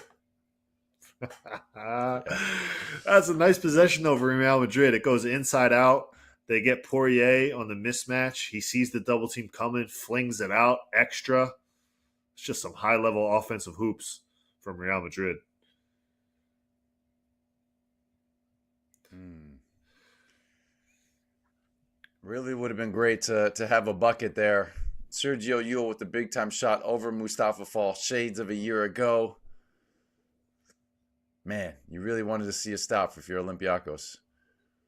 You know, you saw Campasso going under all those screens uh, earlier with walk up. Walk up 0 for 5 from 3. He's going to need to make one. Otherwise, he's going to keep getting that same treatment. Oh, don't flop like that. Come on. Got to be something there. All right. Yeah, definite foul. No easy buckets, though. Don't give it to him easy. I like that. Make him earn it at the line. Who knows? Maybe you'll get the possession back after the stoppage. Get something to go. Great bounce back quarter by Olympiacos. I was skeptical with their energy levels, their body language in that first half. Really impressive stuff. Coach Bartzokas was able to get the guys going, and they were able to execute it in the face of what was a brilliant half of basketball from Real Madrid. So credit where it's due. Just for this third quarter alone, really impressive character stuff from Olympiacos. Even if they don't get the win, really, really impressive that they're able to bounce back from that first half. Because I know a lot of teams that would have just packed it in and said, all right, this is Real Madrid's day. You see how they're shooting the ball. We can't score. We'll get them another day. But they showed persistence. That's big time.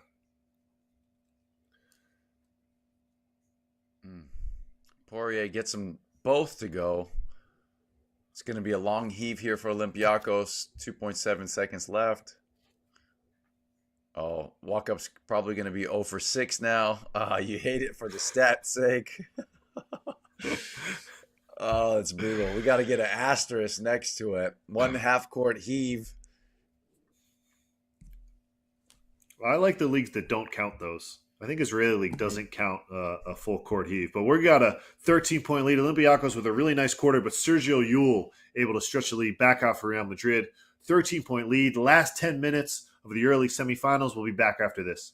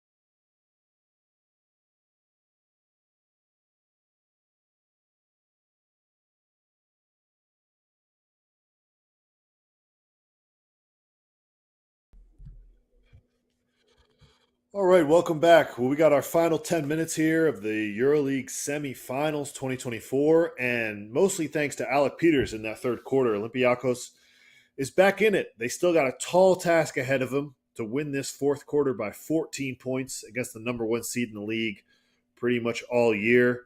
But I love what Alec Peters did in that third quarter. He got offensive rebounds to get himself going, and then after that was able to do what he does best, which is make three-point shot at an insanely high clip. And I really liked what they did. We saw in that last section of the highlight tape, they ran stack pick and roll with him as the back screener, Mike. Really like that. I would love to see him in more actions where he's the focus, able to get shots off the catch, what he does so well. Let's see if Coach Bartzokas can get him some more looks here in this fourth quarter. Yeah, I love when you have a shooting forward that's in the bottom screener of the stack, because usually you do the top guard and the bottom guard will switch that pick and roll guard to guard. So if you're going to have your four-man, it's going to lead to an advantageous switch for the guard up top, or Alec Peters able to shoot over the smaller defender. So at this point, it looks like Alec Peters probably going to finish out the game. He's got really the only one who's gotten it going. 14 points in the quarter is phenomenal. So, hey, if you're him, just keep getting them up and trying to go to work.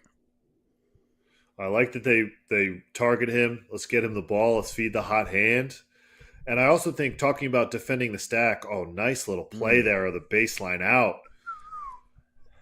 Definitely a miscommunication there by Real Madrid. That's the one guy you can't leave open. Someone's got to switch out. It's the big guy or the guy on the ball taking the ball out. But Alec Peters makes him pay. But one thing I wanted to talk about with the four-man running the stack is me as a four-man, I don't defend the stack pick and roll from that position very often. So when guards are there, that's something you guys do in practice every day. And I'll do it maybe a few times a year with a team that runs that stuff. So you also get defenders that aren't as comfortable in that position. So maybe we'll get a miscommunication. Really like that. That's good stuff from Coach Bartzokas. Great point. Great point. And then that out of bounds play, you saw it was like a screen the screener action, basically Papa Nicolau running into Yabusele to free up Alec Peters for the three. Oh, these are the situations you got to rebound. Thomas Walkup wants the flop, but it was a foul with a little bit of a flop.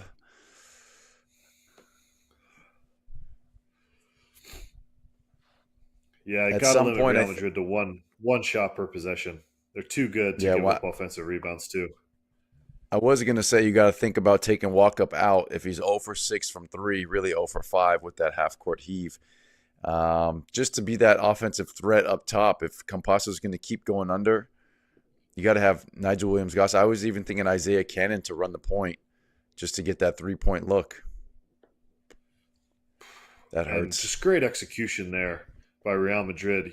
Yule draws the defense in, gets into the paint, draws the help, kick out to Yabusele. And Yabusele right back at you. Look at this now. Interesting with Real Madrid with the matchups. Yabusele on Papa Nicolau, putting Hezonja on Peters to chase him off some more screens, something he's more used to doing probably guarding guards as opposed to Yabusele with the way Olympiacos likes to use Peters like a guard off-screen actions. But doesn't matter. Olympiacos got other guys that can make shots too.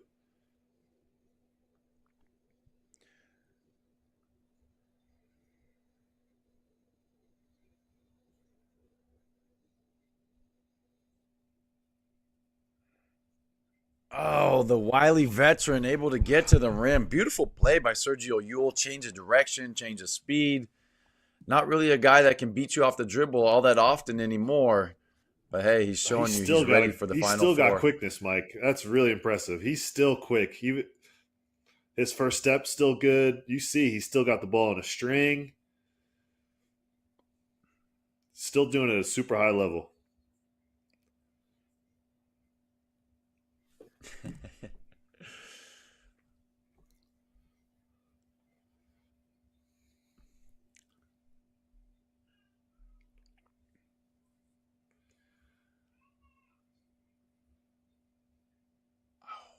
Yeah, they're taking some chances. Real Madrid going under on McKissick. Yeah. You know, that's traditionally been what every team has done with him lately. But we talked about his 3-point shooting of late. Real Madrid willing to play the averages and keep going under, and McKissick unable to get that one to make them pay. But he makes that one at the end of the half. Would have really liked that one. Of course, the one at the half, not nearly as easy as the one he just shot. Just walking into it, good pace, good rhythm, able to get his feet right. He's going to regret that one, I think. Yeah, won it back. And good foul by Poirier on the reach over to Milutinov, who had him sealed. Poirier wanted the 3-second call, but I think that was correct. Same baseline out. Olympiacos tried it again to get Peters, but well defended by Madrid that time. So that's good. Fool me once, fool me twice. Well done, Real Madrid, making an adjustment. Chus Mateo getting in on the action, dapping up his player, helping him up off the ground. That's why they switched. Hezonja more fleet of foot. Ooh, almost got the knee taken out, but is able to get around Peters on the post up. That's a great steal by Hezonja with the defense. Yeah, I love to see guys not just content to let their guys catch the ball where they want. Fighting on post catches, fighting to pressure entries, the offenses. It goes a long way. Maybe you can get a few extra possessions a game. Maybe you can push the other team's offense out to half court, like we see here from Olympiacos. All this stuff makes a difference. At this level, margin of error is really small, so every little inch matters.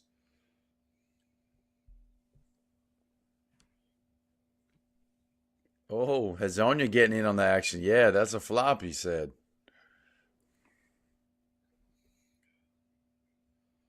Well, let's get into the fourth quarter, and I don't think we've had a challenge yet. So I think we might see a challenge from Coach Bartzokas. But Hezonja is right. He did get the ball first. I agree that it's a foul, but he does hit the ball in the first reach-in. So maybe not the smartest time to use it. But we've got the benefit of replay, Mike.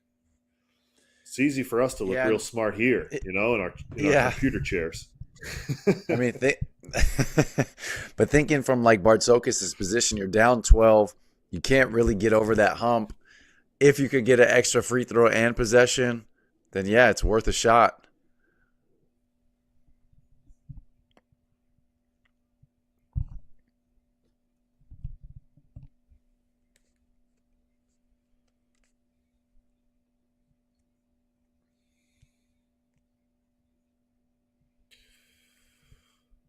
All right, so I think everyone is in agreement there, unless you're an Olympiacos fan. I also liked what you and Tyrese talked about, how the fans of their club just get upset at every call, no matter what. I do love that that's part of it, though. No matter what happens, good or bad, you're going to be happy or sad. I love that. That's the beauty of this game. That's the beauty of it. Let's get one to go. Man, I just want a single-digit game, Mike. That's all I want. Yeah. I want a single-digit game. I think that's what everybody except for Spaniards want, just to make it close. Wow, he missed. He usually never misses those. Make it 3. Yes! All right. We got a single-digit game. We got our wish. I love that from McKissick. Kicking it out for 3 on the transition. I thought for sure he was going to try to finish that. Oh, we got some blood, looks like. No, it's just tape on his finger. I don't know. Are we going to check it? Are we going to have a review for an unsportsmanlike? I couldn't tell. I thought I saw some blood on Milutinov's hand, but...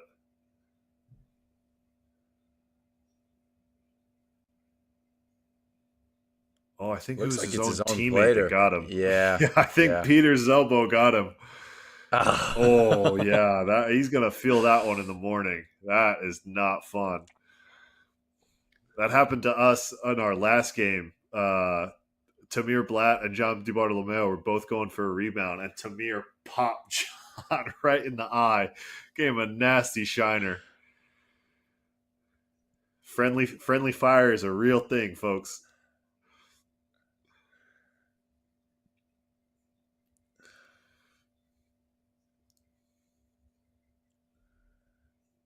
Oh, wow. I was Talk about thinking flashback to last year. Yeah, he was ready for the step back going right. He was up close, so we'll see if it was a foul. Oh, we got the body cam. I like that. Maybe he did hit his arm. It's hard to see from that angle. Looked like maybe there was contact there with Fall and Yule's right arm.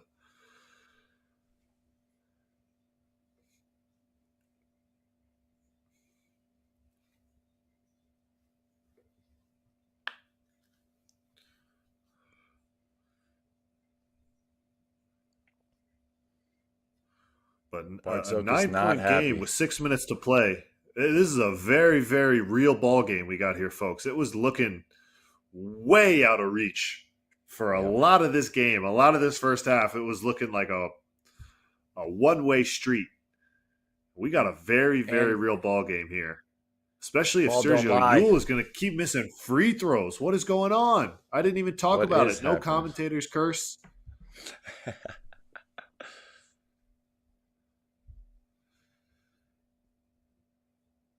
Oh, gets the most difficult one to go. But okay, if you're an Olympiacos fan, he only made one.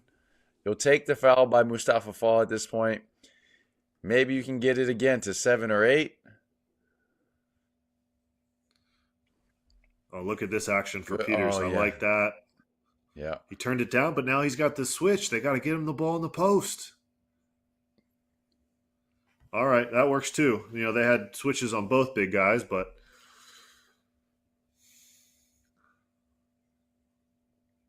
All right, so both teams are in the bonus. Next possession, they'll be shooting free throws, 4 fouls each way. It's a lot of time left to be in the bonus already. 5:45, yeah. especially at the end of this game if it's going to get tight. Ooh, the near steal.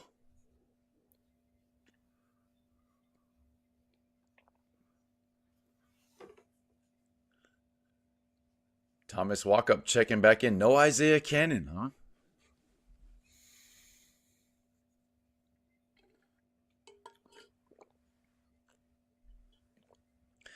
We didn't see Larenzakis either. Defender, 3-point shooter. True. Turn the corner. Yeah, nice play. I'm not sure Williams why Goss. Tavares wasn't able to contest that shot, but one of the few times Olympiacos has got to the paint and didn't have to deal with either Tavares or Poirier. Right.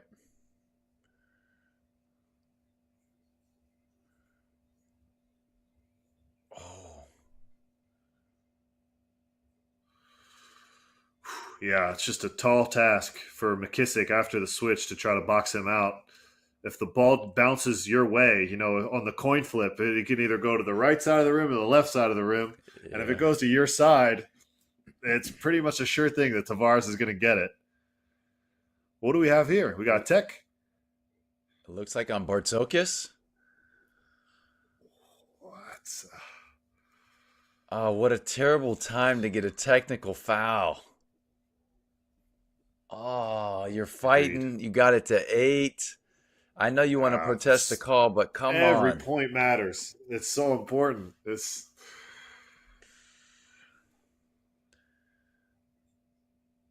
Now we got a chance for a 3-point play here for Real Madrid. Excuse me. Wow. Just like that, you went from down 8. If you secure the rebound, you have the possession, to now down 10. Oof, luckily, it didn't go to 11, but man, you could have cut it to 6 or 5. More missed free throws. More missed free throws from Real Madrid. That's a good way to keep a team hanging around. Oh, terrible pass. Can't pick up your dribble there, Mike. Am I right? You're the guard, not me, but got to keep your dribble there. You got to keep your dribble. I thought Williams Goss was like hesitant on the step backs, going left, hesitant. You just got to let it fly. Wow, really tough shot by Yule there, but that's what he does. Look at the cushion Yule is giving McKissick right now. Oh, my God. That's tough.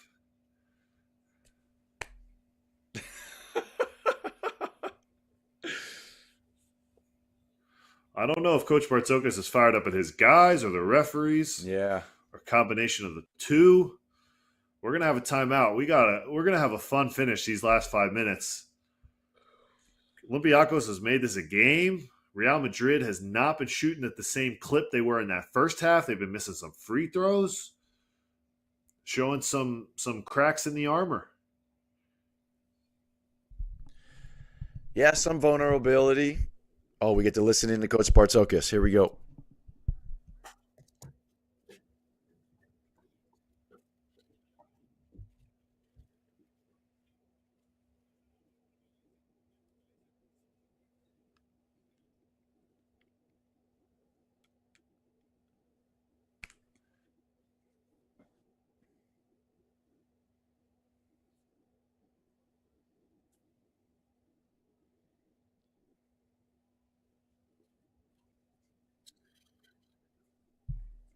All right, Palme, Mike. Palme. Let's go. I like it. I really like it. Yeah, But that's a good he's timeout. he was saying exactly what I was thinking. The hesitancy from Nigel Williams-Goss. Man, this is not the time to be hesitant. You got to shoot. Like you said, you got to trust that you're going to make it. If you make a few and you just put that pressure back on Real Madrid, hey, who knows? Maybe they start to crumble. Maybe you have that opportunity to jump ahead. But you got to shoot and believe. No doubt about that. We got a 10-point game. Real Madrid with the ball. Oh, he dropped it? Oh, wow. All right. So, Real Madrid with the ball. Let's see what they draw up here. That's They didn't big draw time. up a That's a moving big screen. time stop. Yeah. They didn't draw that up. That's for sure.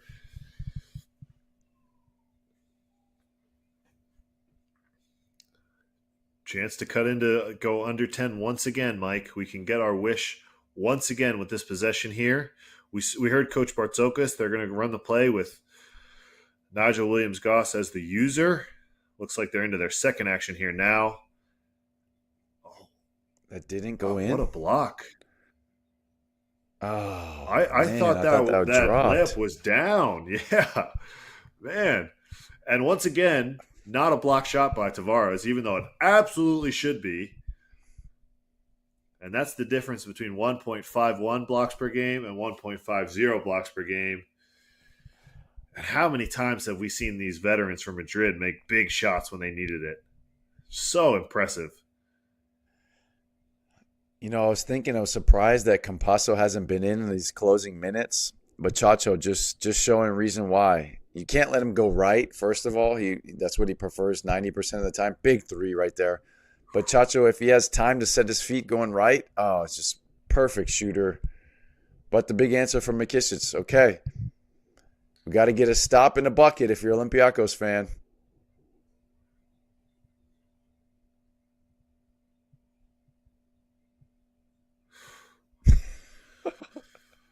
All right. Well, they're going to make Tavares earn it. That's for sure. I like that. No easy buckets down there.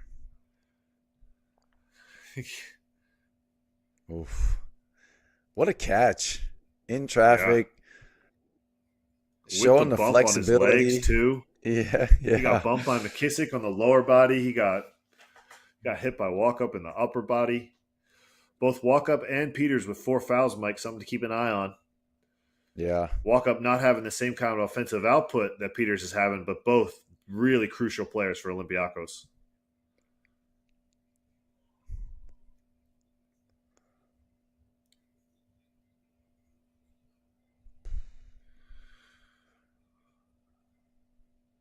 Checking in for walk-up, Isaiah Cannon. I thought it was a little bit late than what it should have been, but okay, more three-point shooting threats. Yeah, look at this. McKissick bringing the ball up. Running the point with Yabusele on him so they can keep Hazonia on Peters. Oh. Yeah, so aggressive off the dribble. So good at just finding his way to get past you.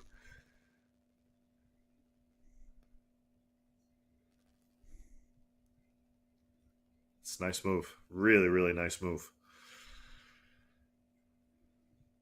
He just made a three the possession before, so you can't give him too big a Yeah. cushion. I'm thinking about what you're supposed to do defensively. He's moving so wide laterally. So if you're Yabusele, Yeah. you're really sliding left to right, and then he's just exploding downhill. It's like, oh, that's such a tough position for a 4-man to guard.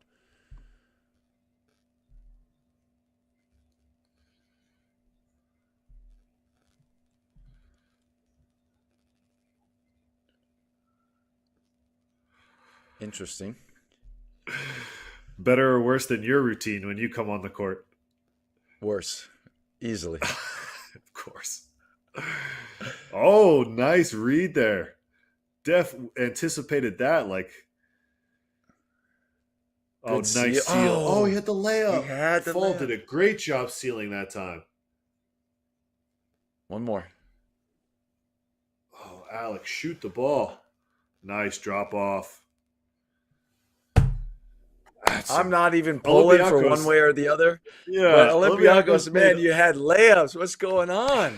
They had layups, they had threes. They moved the ball so well offensively for 25, 28 seconds. Wow. Spoiled for choice, really. I thought he could have shot the first one. He would have got fouled there, maybe an and one. Yeah. But a good foul by Clean. Tavares to make Fall go to the line. Mustafa Fall, first in 2-point percentage this year, Mike, in the league, 79%. So by fouling him, you are winning big time, making him go to the line, just numbers wise. So good foul there by Tavares. 79% from 2 is really, really impressive stuff. Yeah. And just a horrible free throw shooter. So, yeah, you don't even give up any points. Gosh, Olympiacos fans got to be going crazy. You get the steal. Yeah. You have a few layup potentials, even a 3-point shot, and you don't get any of it with the empty trip.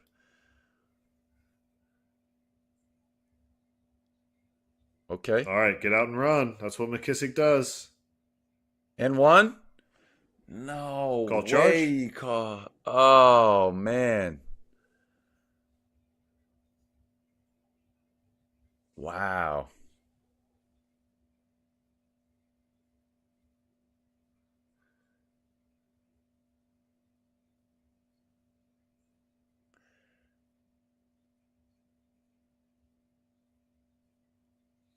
Okay, it was a charge. He saw the Euro step coming. No Yeah. arguments from me. I want to know what happened after the whistle, though. Yeah, me too.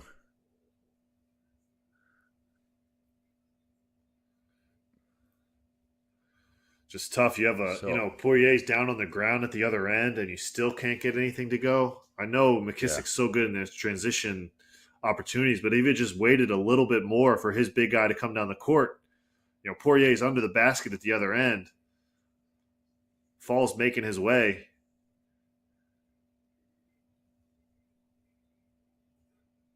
Give me that. I can't stand that either. Like, what are you upset about that you're covering your face? What did the referee do wrong? You just got your shot blocked.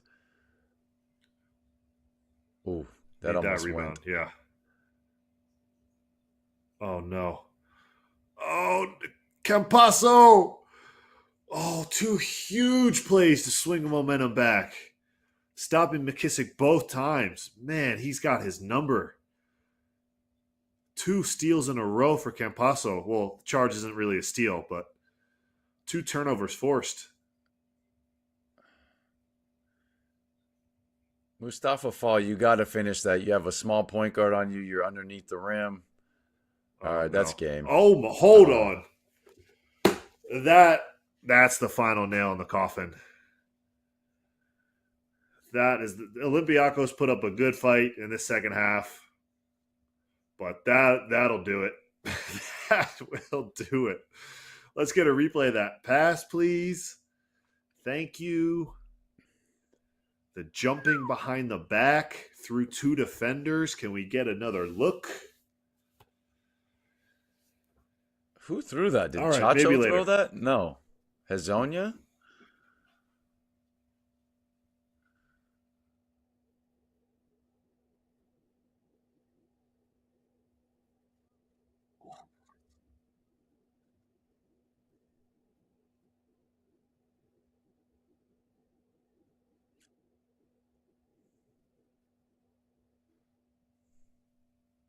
Yeah, Yeah. Chacho. Holy smokes.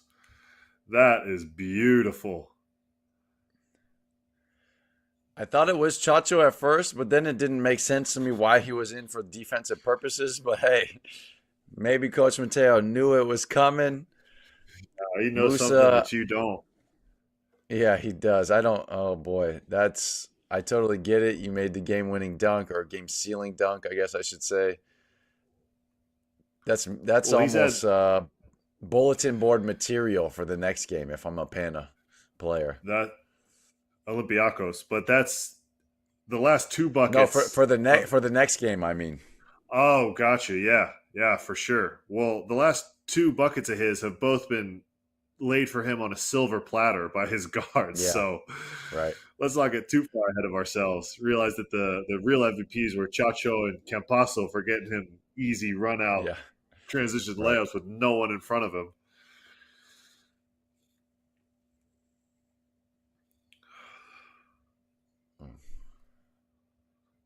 Well, Herzonia made him when it counted. Been really cold in Yep. the second half, but that start very important nonetheless because you can make three threes like that at any point in the game, but especially to give the start was really deflating for Olympiacos. Alec Peters, despite his best efforts, he had a heck of a night, heck of a second half from him. Really spearheaded this charge, this comeback attempt. A lot of credit for them, but it's going to be Real Madrid and Panathinaikos, a 1-2 matchup in the final on Sunday. Before we get too much talking about the final matchup, I want to give this game its due, especially the second half was really, really impressive stuff from Olympiacos. The kind of matchup we thought we would see all game, but the start from Real Madrid, just too much to overcome, Mike. Yeah, the start and then just like the little finer moments for Olympiacos. You know, they had some really nice defensive plays there to get some steals, get some offensive or some defensive rebounds to get out and run. But it's like they had some layups that they didn't take. Maybe they were worried about Tavares on the back end. Had a couple open threes that they turned down with hesitancy. I just thought they were so close to making that game like a 4 or 5 point game and just couldn't get over that hump. But that is large part because of Real Madrid, not necessarily just Olympiacos. Credit to Madrid, man. They came out from the very beginning, had a phenomenal game plan, and they proved it that they have so many quality players.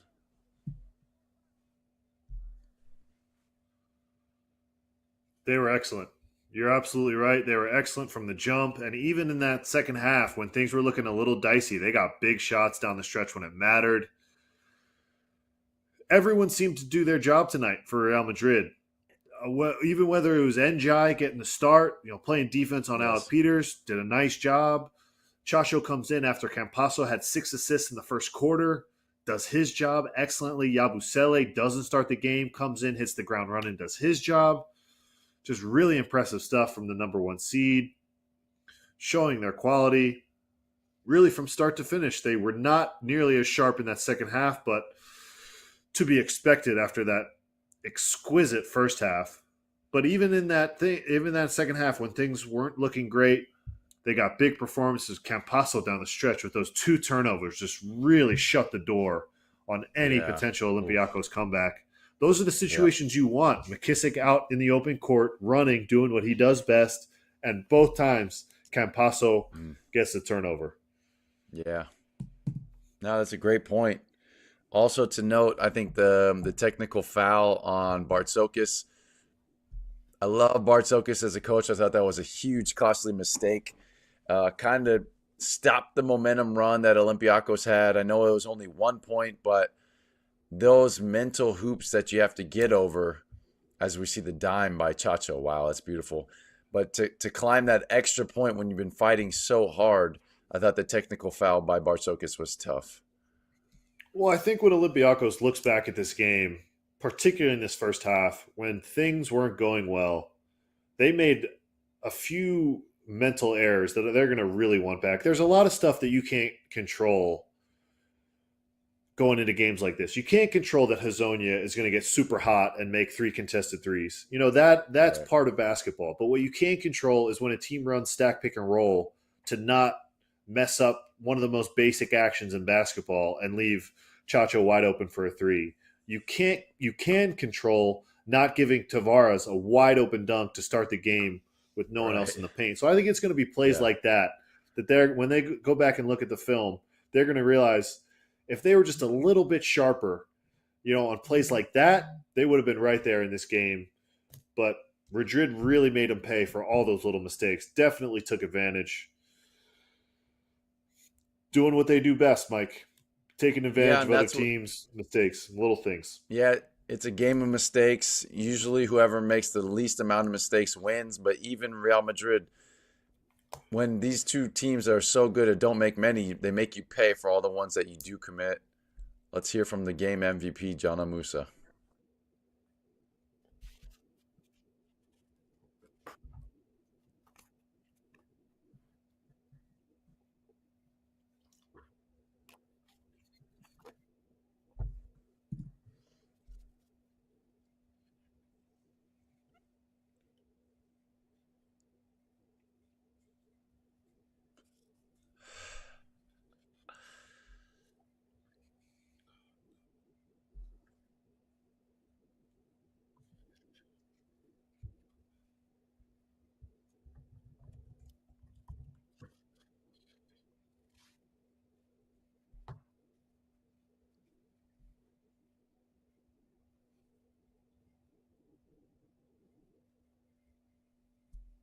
Okay, interesting. He said he was a little bit nervous last year, full of nerves.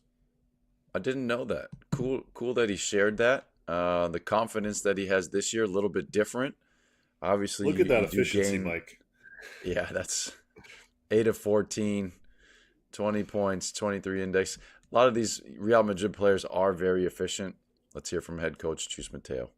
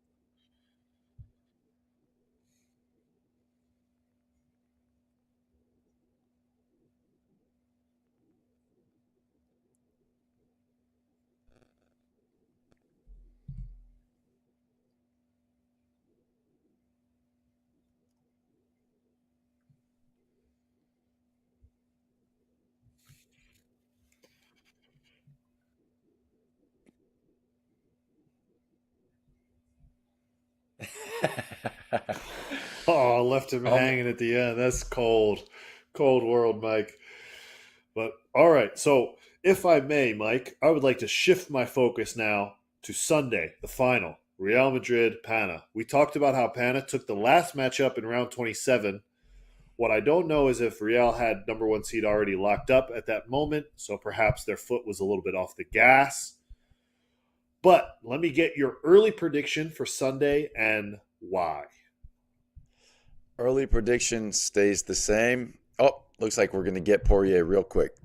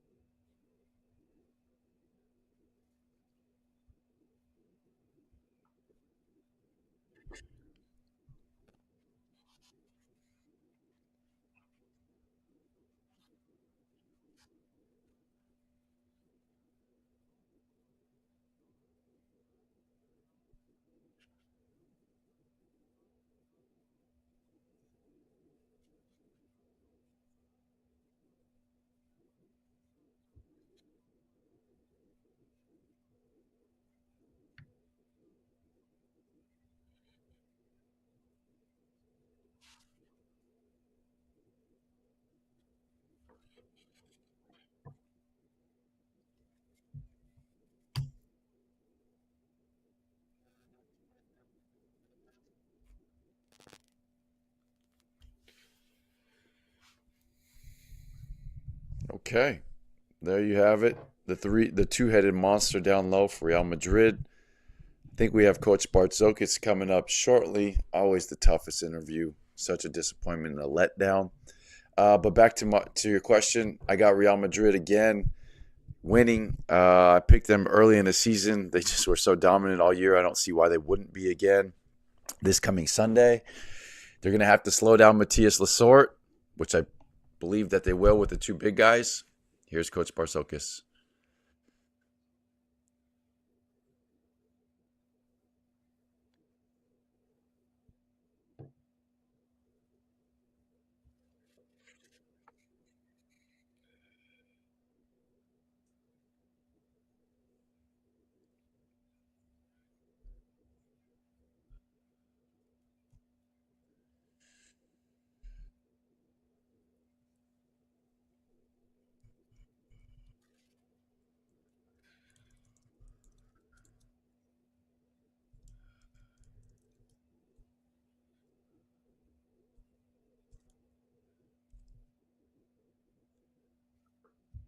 I like that. Classy.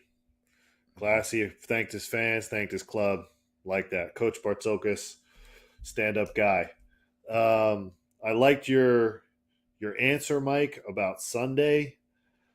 I agree. I think if there's any team that can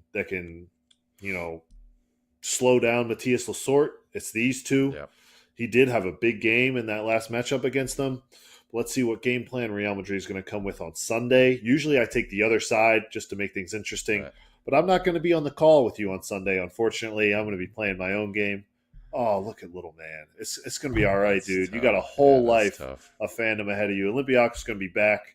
Big time club. They're going to have good teams. Oh, jeez. That's a different one. That's different. All right, let's.